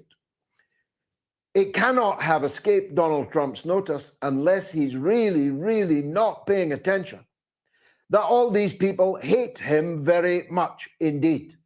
That all these people are planning, to a greater or lesser extent, to bring him down, to paralyze his second presidency in the way that they paralyzed his first, that they are constantly name-calling, blackguarding, libeling, defaming him, and that Ukraine itself isn't just urinating on his picture, isn't just defenestrating any and all Americana in their paraphernalia, including ripping off American patches from their sleeves, but that the NATO death cult, the NATO death squads, may very well have been involved in at least the second of the attempts on his life, which came so very close to success. A bullet penetrating his face, his ear, luckily. This man that we know nothing about, that penetrated Trump's ear, may or may not turn out to have links with Ukraine. But the man who tried to kill him on the golf course in Florida was actually a frequent visitor to Kiev and a frequent collaborator with the most extreme Ukrainian elements, and was recruiting mercenaries to go and fight in Ukraine. That much we do know about the second of the assassins who set about killing President Donald Trump. So how comfortable Trump feels in the company of Macron and Starmer and little soldier Schultz and Anna Baerbock and all the other traducers of his presidency and character, I'm not sure. How comfortable he now feels hugging little Zelensky, who so gratuitously insulted him and the Vice President J.D. Vance in the Oval Office itself, I've really no idea. So there are three possibilities. Either Trump is being fooled, or Trump fooled us, or something's going to happen on Friday in the telephone call between Trump and Putin, of which we can only speculate. And no doubt in the course of this show, particularly with the interview with the one and only Scott Ritter towards the end of the show, about which more later, maybe Scott Ritter will be able to enlighten us on what alternative possibility there might be. But if we take it at face value, Trump has now, having been the candidate who was going to halt the war in 24 hours, the president who may have to preside over the continuation of the war until every last inch of the Ukrainian state is conquered by the Russian forces, which is beginning to happen. The withdrawal, as Zelensky says, in fact, a rout of the scores of thousands of Ukrainian soldiers trapped in the Kursk bulge is already well underway. A huge uptick in the number of people surrendering and stragglers making their own way by foot, if necessary, out of Kursk and back into the internationally recognized Ukrainian frontiers. This was supposed to be Zelensky's prime card. Now he doesn't hold any cards, literally, as Donald Trump himself said. The incremental, day by day, hour by hour advances of the Russian forces right across the line of contact will not stop before the river Dnieper.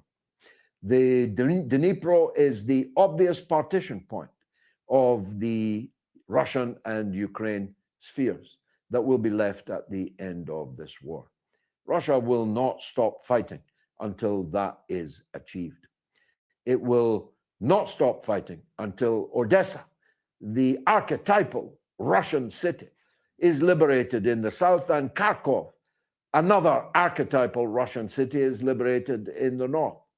So anyone who thinks that Putin, having sacrificed so much blood and treasure of his own people, is going to accept a ceasefire dictated by the person who's losing the war and who's losing it bigly, as Donald Trump would say, has no appreciation of Vladimir Putin's skills as a negotiator at all.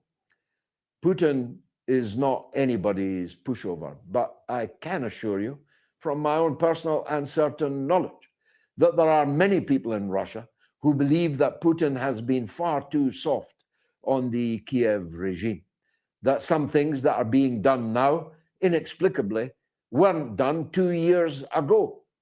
The mercenary hotels that are now regularly being exploded could have been exploded at any time. The docks in Odessa, destroyed this week, could have been destroyed 2 years ago. The way in which Putin has prosecuted the war is severely criticized by many military personnel on the front line who cannot understand why this softly catchy monkey approach is being taken. So there's no possibility for both of those reasons. Putin's skills and the pressure on Putin from people who want to fight this war to its conclusion, never mind any ceasefires or deals, mean that Trump is likely to be disappointed on Friday in the telephone call. But what happens then? That means Donald Trump now owns the Ukraine war. When he had a possibility to pivot away from it entirely, to end the arms sales, to end the intelligence sharing, to simply walk away after the behavior of Zelensky in the Oval Office, he's now lost. He now holds the entire future of this war in his hands. And the defeat of Ukraine will now be his defeat also. It's hardly making America great again. It's hardly putting America first. And it's very difficult at this distance to know why on earth he has done this. The other subject we'll be dealing with this evening is the onslaught, the pogrom, the massacre, the attempted genocide of the minority populations in Syria. The Jolani head-chopping, heart-eating, coat-thrutting, throat-cutting elements in the West and in Syria itself have spent most of this week trying to deny that which we have seen with our own eyes. And we saw it with our own eyes through the lens of the people who were carrying out the genocidal acts.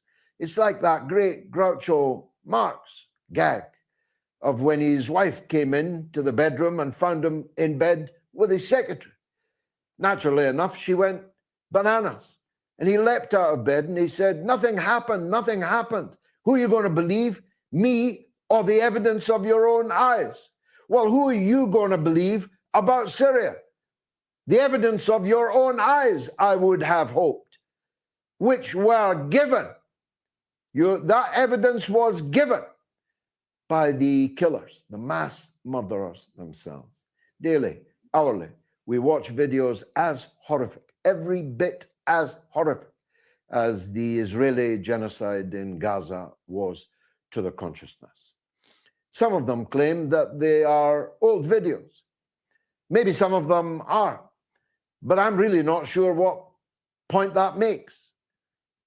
The old videos were carried out by the same people who are carrying out the same kind of atrocity today. It was Al-Qaeda and ISIS, rebranded as HTS, and now the so-called government of Syria that committed all these crimes over the last 13 years, that carried out all the head choppings, crucifixions, throat cuttings, mass murder of people for no other reason that they did not fit the tiny, narrow, takfiri, fanatic Islamist politics of the HTS, as it now is called. Now, this means that mainstream Sunnis, who are the majority in Syria, the Arab Sunni population of Syria is some 56% of the population. The Kurdish Sunnis have to be added to that if we're talking in sectarian confessional terms. And the idea that this is something that is about Assad remnants, is for the birds. Anybody who believes that will believe Netanyahu when he claims he's only killing Hamas in Gaza. You know that that is false.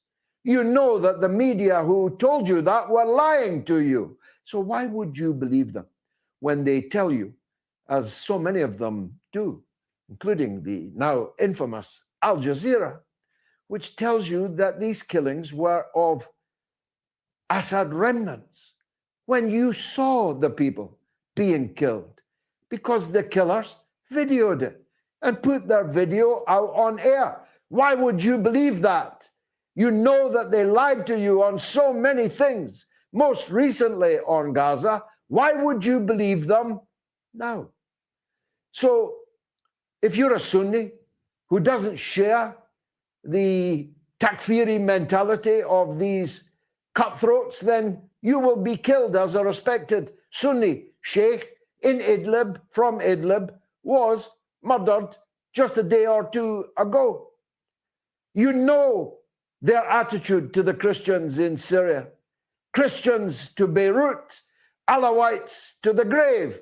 That's their slogan. Now, the Alawites are a substantial population. Unfortunately, the Christian population has, for the most part, if it could get there, flown to Beirut, knowing that if they did not, their persons would suffer the same persecution and destruction as their religious buildings, churches, seminaries, convents, and so on have already suffered. The Alawites on the coast are now sheltering in their thousands in the Russian airbase that lies between Latakia and Tartus. That Russian airbase may turn out to be very important, because one of the items on the agenda on the phone call between Trump and Putin tomorrow is how the two men, the two countries, can act for a change together to come to the rescue of the people being slaughtered by the people that the West put into power in Syria in the first place.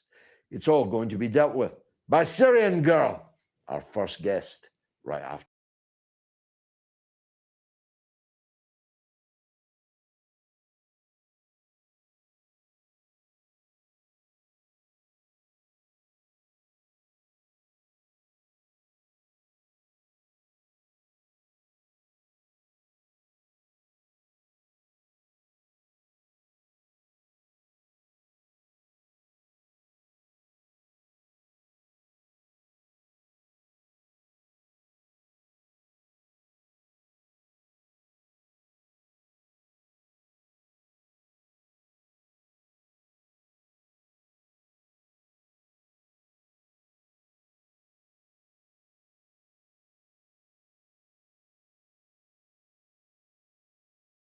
We've been seeing reports about a wave of mass killings in Syria against Christians and Alawite minorities.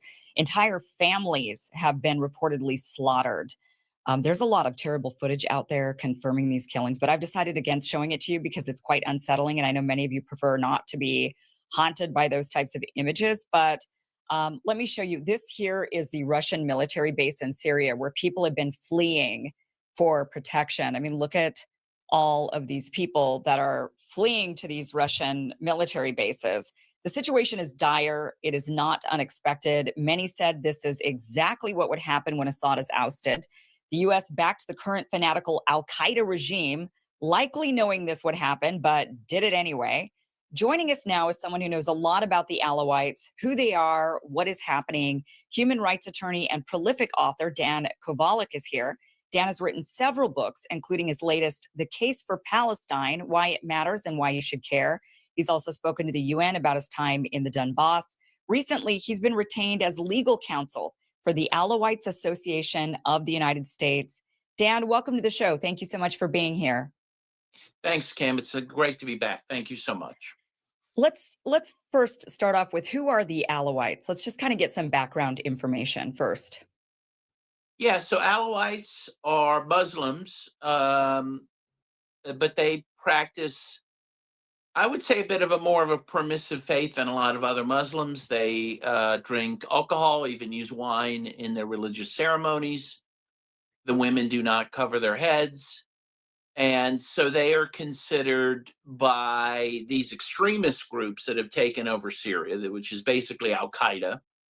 They're considered apostates, even worse than Christians who are infidels, right? It's one thing not to believe, and that's bad enough. But the Alawites are considered to be violating the Islamic faith. So they're seen as a particular enemy of this government. Actually, when the conflict between these groups and Assad was going on, these extremist groups, their slogan was Alawites to the grave, Christians to Beirut.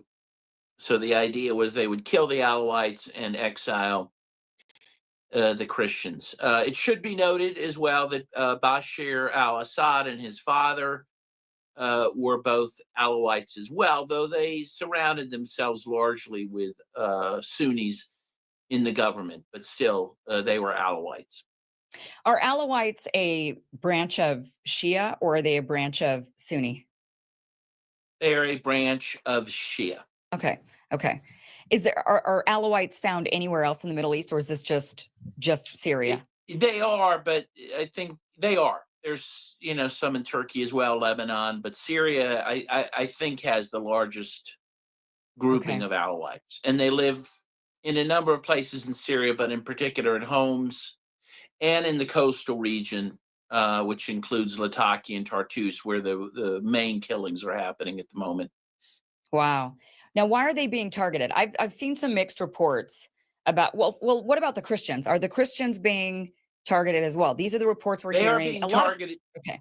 Yeah. Go ahead. Yeah, Christians are being killed as well, not in the same numbers, but they are. In fact, I've seen videos of Christians literally being crucified. So yes, they are being persecuted as well. But the Alawites, since this HTS and al-Jilani took over, they have been the main targets of their ire, again, just as they were during the active conflict. So when we hear these reports of 7,000 Christians, I'm kind of wondering if people are confused and if they're thinking Alawites are Christians. No, they're not Christians. No. Right, They're because Muslims. Alawites are Muslims, but then there's also Christians in Syria. So I think, I'm not sure, maybe you can clarify. It seems to me that some of the reporting coming out, like social media, for example, is that they're grouping them all together. They're sort of in their minds thinking Alawites are Christians of Syria, but actually these are two separate groups. But the numbers, I'm wondering if they're being conflated so that because I'm hearing various reports about the Christians. I've heard 7,000 Christians have been killed in Syria, but then I've heard only a few people who happen to be Christian were killed in Syria, and that the Alawites are actually the ones being targeted. Do you know who's being targeted and why? And of course, the acting president al-Jilani, who's changed his name, he's gone back to his. I think al-Jilani was just his war name, and now he's gone back to his war name. Yes, when he was heading up the al-Nusra front of Al-Qaeda. I still call him al-Jilani because I still he's still Al-Qaeda. So but yes, he went back to. But now he's got a different name, so people are kind of tricky confusion, right? So he's got a different name. Al-Shara, I believe, is what the president of Syria at this point, but it's al-Jilani.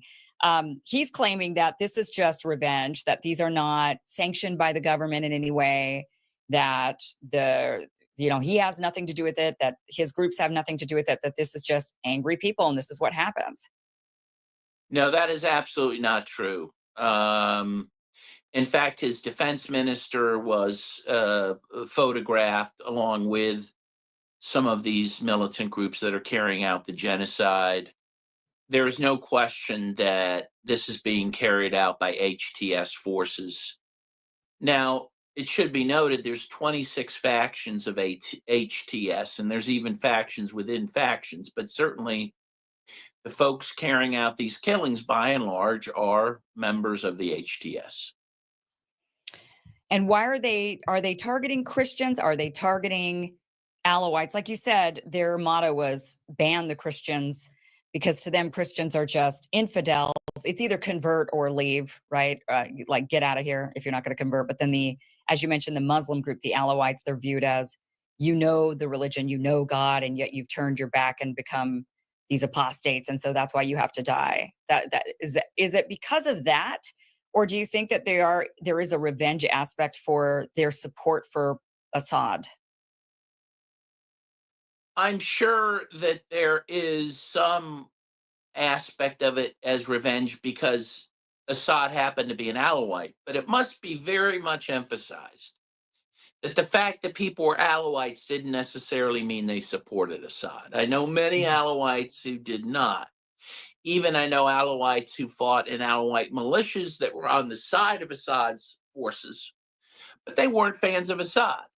It's, you know, he was what they had. But it should be pointed out that those people who fought alongside the Syrian forces who were in like Alawite militias, they did understand that as bad as Assad might have been, they were fighting something much worse.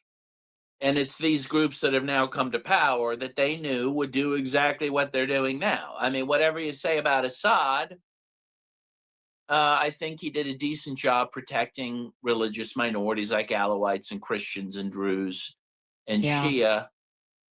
And, you know, again, many Syrians, even if they didn't support Assad, they understood that there was a darker power that they were fighting against. And that's important to emphasize because, and I think your question is trying to get to this,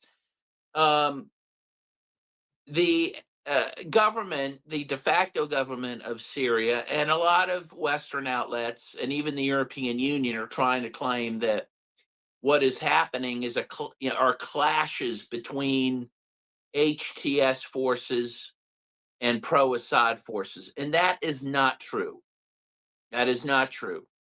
There are some armed groups that are rising up that oppose the new government of HTS. Some of those may be former Syrian soldiers that are loyal to Assad, but others are not. And it needs to be pointed out that in any case, most of these killings, the lion's share of these killings, are massacres of unarmed civilians. As you said, these groups are going into the homes of Alawites, murdering whole families, shooting people on the streets that are unarmed. These are by and large not clashes. So it's a cleansing campaign. You're saying that this is not really revenge. This isn't because they supported Assad. These groups believe that they're doing the right thing under their God, like that this is their command to go out there and kill these apostates. Well, they certainly are committed to doing that. Yes. I mean, I'm a little loath to talk about them doing it because they believe that's what God wants them to do. I mean, a lot of people feel that these groups are the ones that are the apostates, that they aren't true Muslims. Right. They right. But I mean, represent what I'm saying, their belief system is these are the apostates, and God commands us to do this XYZ thing, and that's why we're doing it. I mean, you think that's really their motivation, not just there's clashes, or they supported Assad and so now they get executed. But that this is because of their religion specifically. Yes, I believe that because that's what they're saying. I mean, they're filming themselves killing these people. They're openly talking about the fact they're killing them because they're Alawites. I saw a video. It's Ramadan, and some guy was handing out these gifts to people driving by. And then when people looked at him, it talked about the fact that they were going, that people could expect to be killed if they were Alawites. I saw one militant who said that they went to a town that was half Sunni and half Alawite. Now it's all Sunni because they killed all the Alawites.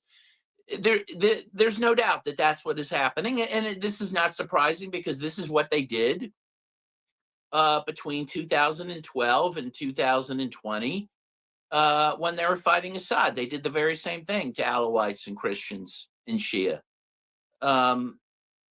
yeah, again, none of this should be surprising at all.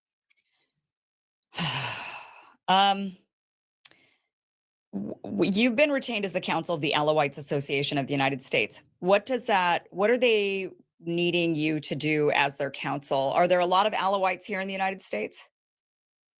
There are. I don't know the numbers, but there's a significant number. What they've asked me to do, they are really wanting. First of all these folks have family back in Syria.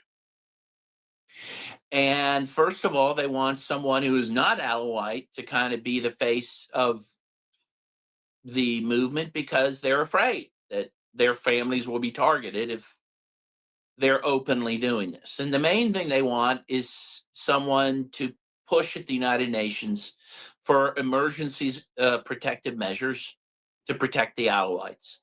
So I've written to both the Russian mission to the United Nations and the U.S. mission to the United Nations, asking them to raise this issue before the Security Council, to ask for emergency measures to prevent what I believe and many believe to be an ongoing genocide against the Alawites.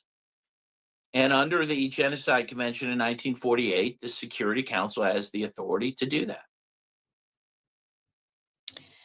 So what could they really do? I mean, there's a lot of stuff that's said. I mean, we've seen this with when it comes to Israel and Gaza, and things can be said, but then nothing really is done. Well, that's correct. And obviously that's always a fear that nothing will be done. But what can be done, what should be done, I believe, and have asked specifically in writing that UN peacekeepers be sent to protect the Alawites. I mean, I think that the situation demands that. Mm-hmm. And time is of the essence. The truth of the matter is, and right now, I mean, the problem is that the killings are mounting. The Alawites are living in fear. Many want to just leave the country. Others want to separate from the country, have their own Alawite state, but that is not the ideal situation. They have a right to live in Syria as Syrians. So I think they should be given protection from these armed groups. Now, what about these Western nations? What is the United States? I know the United States had a hand in the rise of al-Jilani, as much as which people should be all absolutely outraged about. That this was a guy who fought with Al-Qaeda, killing American soldiers, and ISIS, beheading people, and then the U.S. Champions him getting into power and ousting Assad. But I don't know if the U.S. has materially supported this current Syria government, if the U.S. has given money or weapons or support in any way, but it seems like Germany has given some aid to the new government. I think there were some reports of that. Turkey, the EU, yes. So the Western nations, what is their reasoning for supporting this type of government that has now come in and is massacring Alawites and Christians? Well, I think ultimately the West wants to do what they've done in other countries like Libya, like Yugoslavia.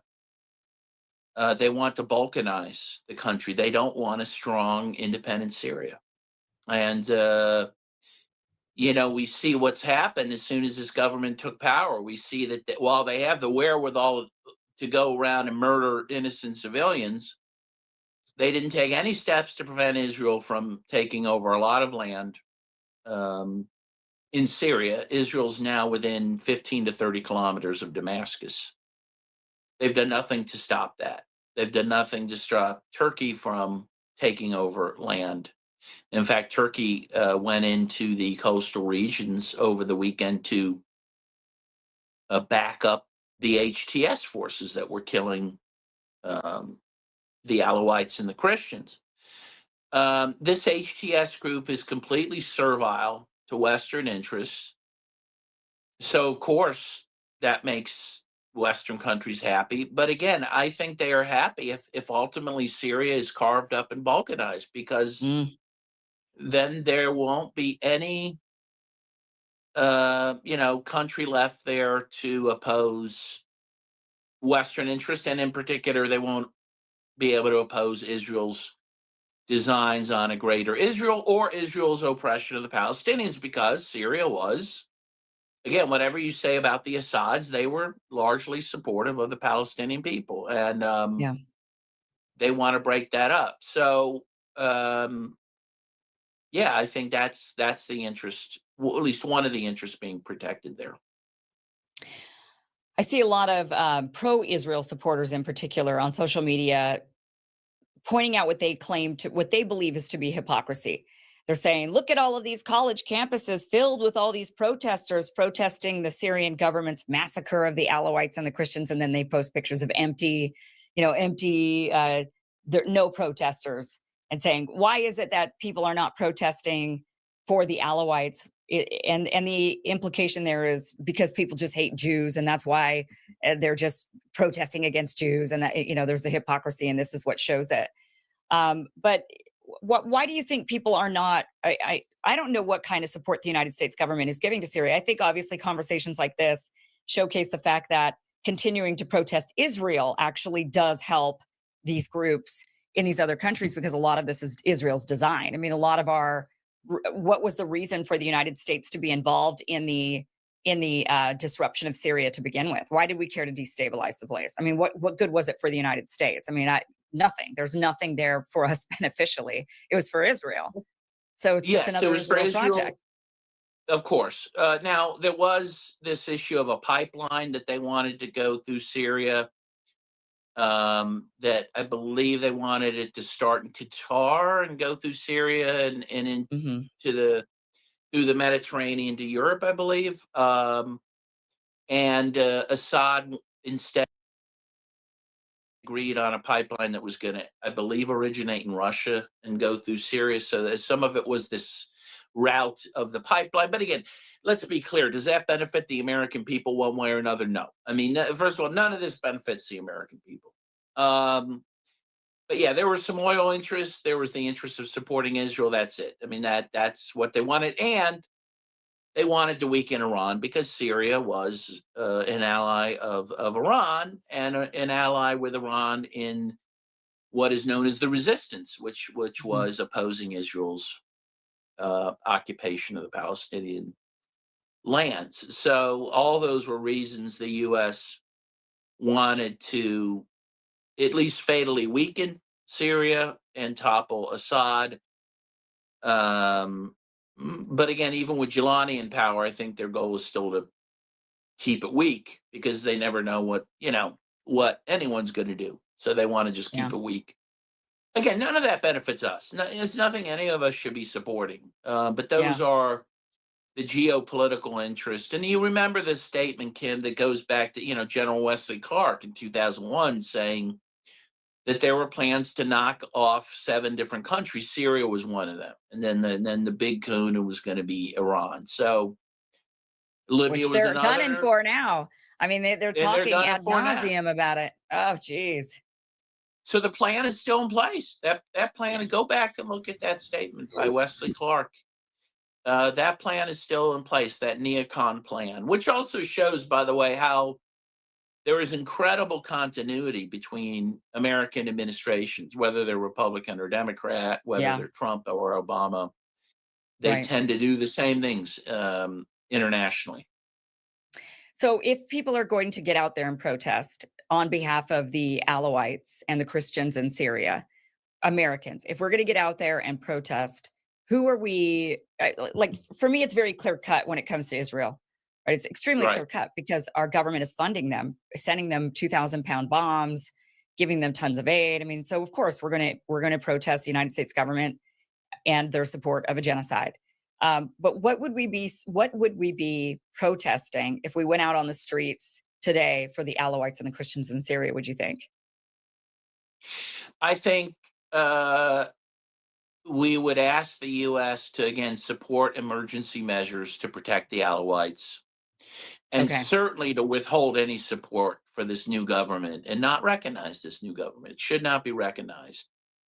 And there should, frankly, the U.S. should be, I think no government in Syria should be recognized till their elections. This government did not come to power through some popular revolution.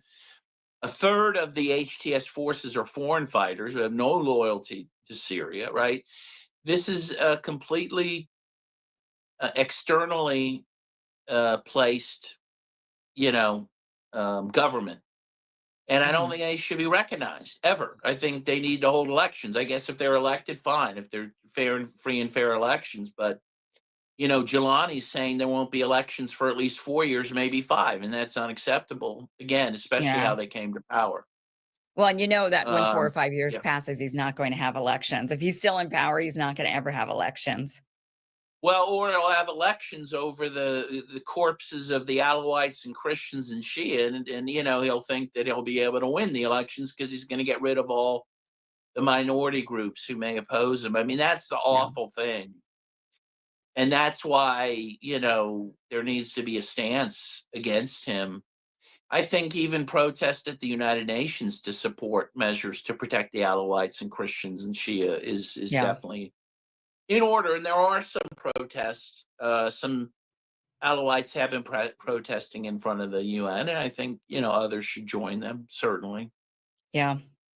I wish that we would protest to like a general, it would be more of a general protest of this is what US foreign policy leads to. I mean, here we had Libya, the collapsing of Libya, and an open slave market, and it's a terrible place. Iraq, I mean, all of these places, yes, there were these strong leaders that were there that don't fit into Western standards, but they kept the places together. There was definitely times they had to be brutal, but I mean, we're not here in the United States. We don't have, or even throughout the West, we don't have the threat of these groups wanting to rise up and create caliphates. I mean, we just don't have that on our soil. So we're not having to battle that. These leaders in the Middle East do have to battle that quite a lot, and so what we've seen time and time again is, yes, they're strong leaders that we don't really agree with. They're not fit to Western standards, but they keep the place together. And this is what happens when they go. Well, it's true. Well, and also it needs to be pointed out, and this deserves a long discussion, but if you read people like Chomsky or Michael Parente, a guy named Jean Bricmont, who wrote a good book on humanitarian imperialism, God knows what Syria might look like today if they had been allowed to develop unmolested by these groups that were brought in from the outside, right? I mean, Bashar al-Assad was actually trying to liberalize the country when this war started. Gaddafi was trying to do the same in Libya. His son was working with the International Democratic Institute in Washington to create a constitution for Libya. Who knows where these countries would be now if the West didn't intervene to support jihadists to tear the places apart. And that's what people need to think about. Let's pivot just real quick to Russia, Ukraine. You know a lot about this conflict as well. By the way, before we move on to Russia, Ukraine, you were just in Syria. Yes. What is it like right now? Were you ever in Syria prior under Assad and now? And is there a big difference? I was there twice under Assad, and now once. I was there about a month after the HTS took over, but before the genocide really started picking up. And I say picking up because even when I was there, there were atrocities being committed, particularly in Homs, Syria, where I have a lot of friends, against Alawites there. And there was a lot of persecution of Christians as well in the town of, for example, Malula. I visited. That was the third time I visited Malula. So I was there twice in 2021 under Assad, and once now after HTS took over. And I can tell you, it was like night and day. So first of all, Malula, if you don't know about it, is this incredible place. It's this, well, it was anyway. This is just beautiful storybook place. It still speaks Aramaic, the language of Jesus Christ. There's almost nowhere else in the world where that's true. And has a large Christian community with these amazing historic churches there, which used to be a real tourist location. Well, and that was true when I was there in 2021. Now it's a ghost town. About a quarter of the Christian families have left Malula. The churches were empty. There were no tourists. There were no cars on the road. It's a very depressing place. Where did they go? Most went to Lebanon. And I know at least one family that went to Lebanon. I would say most have gone there or to Europe if they can. But yeah, I mean, it was really, as I said, like night and day. The people there felt not protected anymore and felt that the government was a threat to them, not, their friend. And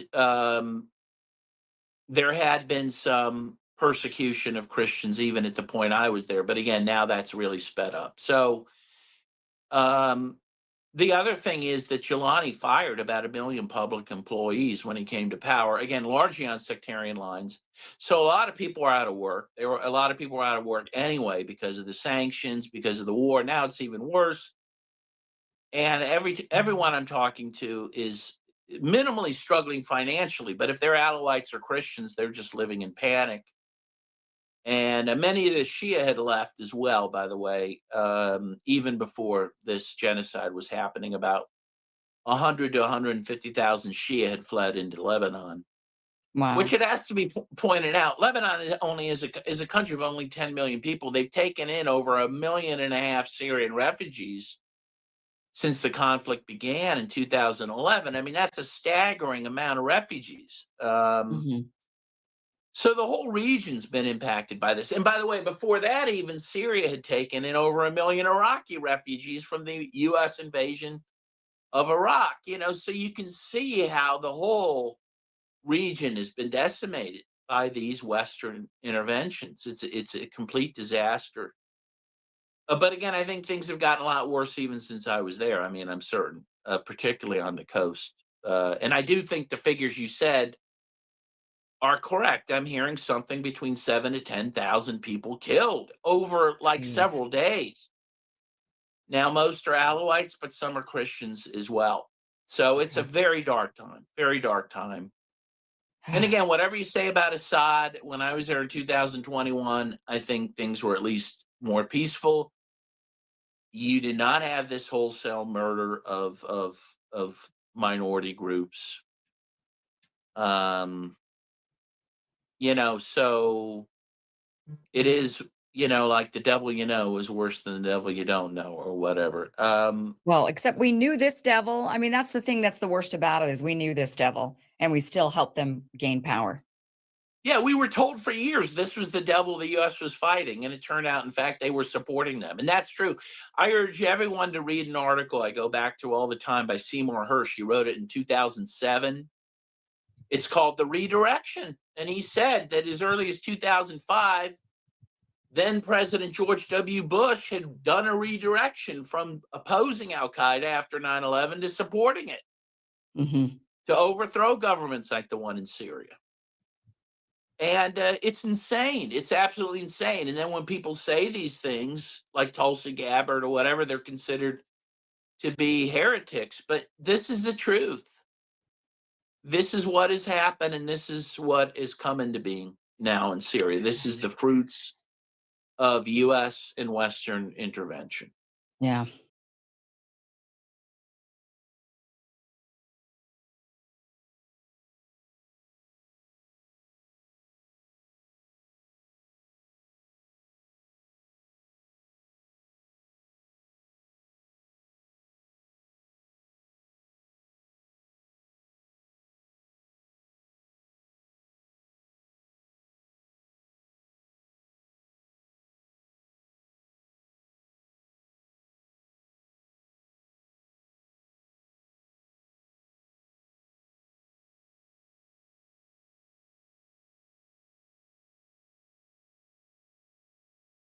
Contracts are now being voided because of the corruption. The amount of money that United States taxpayers have been funneling into this massive boondoggle, circumcisions in Ghana, NGOs being given money to facilitate the trafficking of children into the United States. Yes, USAID involved in sex trafficking.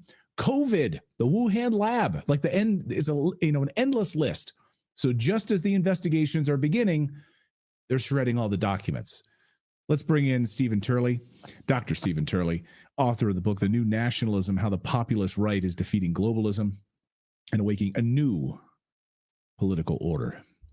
What is going on here? Dr. Turley, welcome to the show. Good to see you. What do you make of this report when you heard that they were in there shredding these documents? Did it surprise you? And what do you think they're trying to hide? Isn't it crazy, Clayton? I mean, yeah, you can't make this stuff up. And by the way, I just want to say, too, you had Colonel McGregor on. I've had him on my show several times as well. From the bottom of my heart, thank you for speaking truth about what's actually happening with the whole Ukrainian situation. You've been doing it for 3 years. I know I've been following you.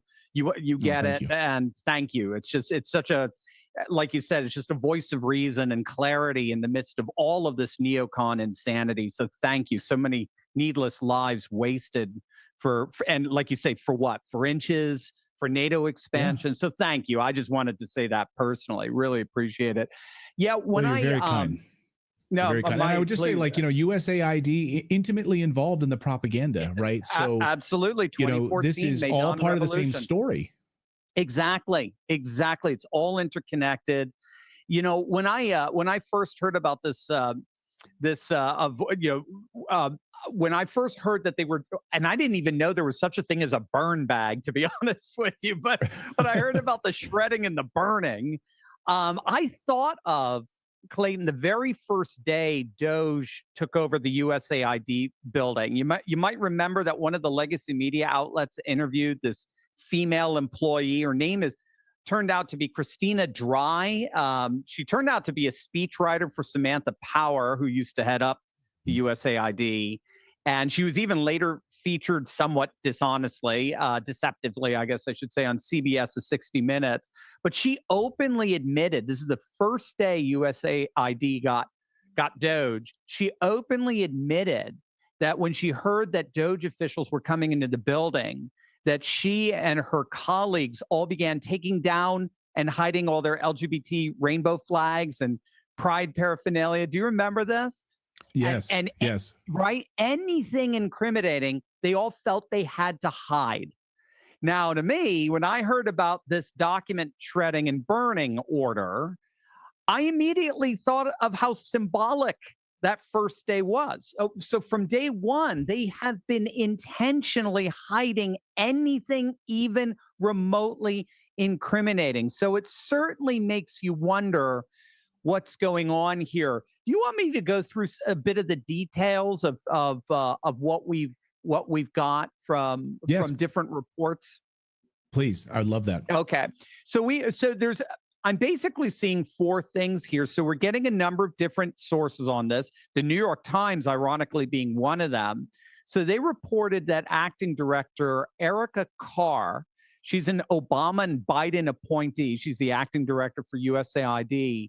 She sent out an email last night instructing what's left of USAID employees, telling them to clear their safes holding classified documents and personnel files. And at the time of the report, it was unclear if Ms. Carr had any official permission to do this, particularly from the National Archives and Records Administration. Because she did, of course, say that they needed to destroy those documents, either shred them or burn them. And that getting that kind of permission from the National Archives and Records Administration is required by law. So that's the first thing. We don't know if she had any permission for that. And then we got word that at least 2 lawsuits were filed almost immediately upon word of this to stop the destruction of the documents and files. And you want, again, irony here. It was filed by, one of them was filed by the American Foreign Service Association, another one by a plaintiff that wasn't named by the time. So the identity may have come out since. But they both sued because they were claiming that USAID had not come forth with a number of requested documents that are actually on behalf of other USAID employees who are filing suit against the Trump administration for allegedly illegally firing them. So the USAID is getting a heap of trouble from both ends, as it were. Those who support Doge and those who are fighting back in the courts, they're very nervous as well about the destruction of these documents because they think it could help their clients. And then Anna Kelly, she's the deputy White House press secretary. She came out last night on X and said that the documents involved were no big deal. They were old. She called them courtesy content, which is content from other agencies, that all the originals are still on classified computer systems. So she said, this is all a big nothing burger. So those are kind of the three dynamics that were going on. But then there's the fourth element, Clayton. It's the 500-pound gorilla in the room. And that's the total and complete lack of trust that USAID in particular has shattered among both taxpayers and politicians.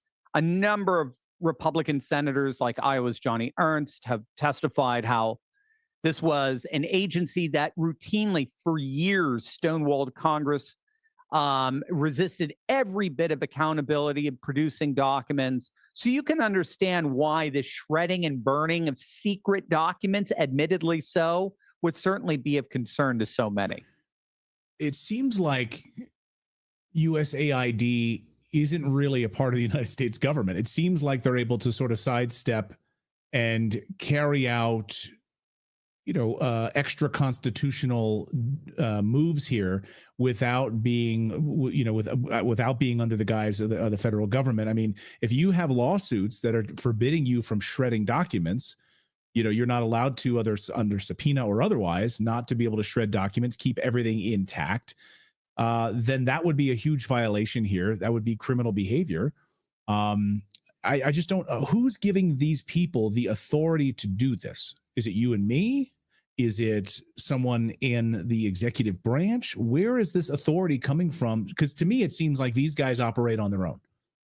It does. And it largely because it appears because they're just one big slush fund when all's said and done. They can do whatever they want because they're the piggy bank for all of these NGOs, right? We now know that USAID was a money laundering operation when all said and done for all of these left-wing special, I should say even better, establishment interests, because I don't know, Clayton, if you've been following Data Republican and her publishing of some of the sleuthing she's been doing. She's brilliant. She works with Doge. And unfortunately, she's been doxxed as well, which is really just shows you how evil these people are. But she helped uncover 7 major NGOs that were all funded to the tune of tens of millions of dollars each by USAID. So we're talking the National Endowment of Democracy, the NED, the National Democratic Institute, the International Republican Institute. And they're all part of just this mass money laundering operation involving, well, in total, tens of billions of our tax dollars being funneled to left-wing causes, both here and abroad. Bill Kristol, right, the warmonger, ultra-Trump hater, he was getting money from USAID for his Defending Democracy Institute. Molly Hemingway of The Federalist published a piece all back in 2018 that traced back, it reported on how virtually all of the Russian collusion conspiracy quackery that the legacy media was peddling at the time came from Bill Kristol's organization. And unfortunately came from us. Because he was one of the grifters. We were and a champion of the Iraq War, killing millions of Iraqis. Bill Kristol. Everything. Yeah. Yep. We supported everything. That. Yep. Yeah. And then and of course they function as a CIA front. So they seem to be I think you're saying it right. They're kind of like a parallel government. They are beyond accountability precisely because to hold them accountable would be to interrupt the gravy train. Well, Doge is doing that now. And so that's why I think they're so upset. Dr. Turley, I'll get you out of here on this, which is, do you think that we are going to see any of these documents? Are we going to be able to get access to what's being shredded if they are protected and classified on other servers backed up somewhere? Do we have the confidence that we'll ever see that stuff? Or is this all in the waste bin of history now? Yeah, it's a great question. I fear the latter. It certainly doesn't do them any favors because I think we're dealing with something that's very pre-political. In other words, you poll anybody, 99% of the population despises waste, fraud, and abuse. They despise this kind of corruption and secrecy. I think this is one of the reasons why the Democrats have been so incredibly frustrated, is they've been trying to politicize an issue that is pre-political. So I think people will be very upset about it. But in the end, I think they're pulling a fool like sort of Saddam Hussein, and they're just burning the oil fields. and trying to leave as little as possible in their wake. Keep in mind, this system is not broken. This system is operating exactly the way it was designed to. That's the key. And it was designed to be the slush fund that made you think they were humanitarian. So corruption and deception go together here. The whole point of deceiving and deception is built into the cake of USAID. So deceiving and deception is it's just part of the DNA of the system, and I have a feeling they're just going to continue to deceive one way or the other. Of course they are. They'll try everything. And now, of course, we're coming after their money. And this is when people get desperate. You know, this is when you're cutting off their money and you're cutting off their livelihood and all of the corruption, and you're going after their seething cesspool of, child sex trafficking and all of these pedophiles and all of this. You're cutting it all off. Yeah. This is when people get very dangerous. Dr. Turley, great. Coffee. Follow me.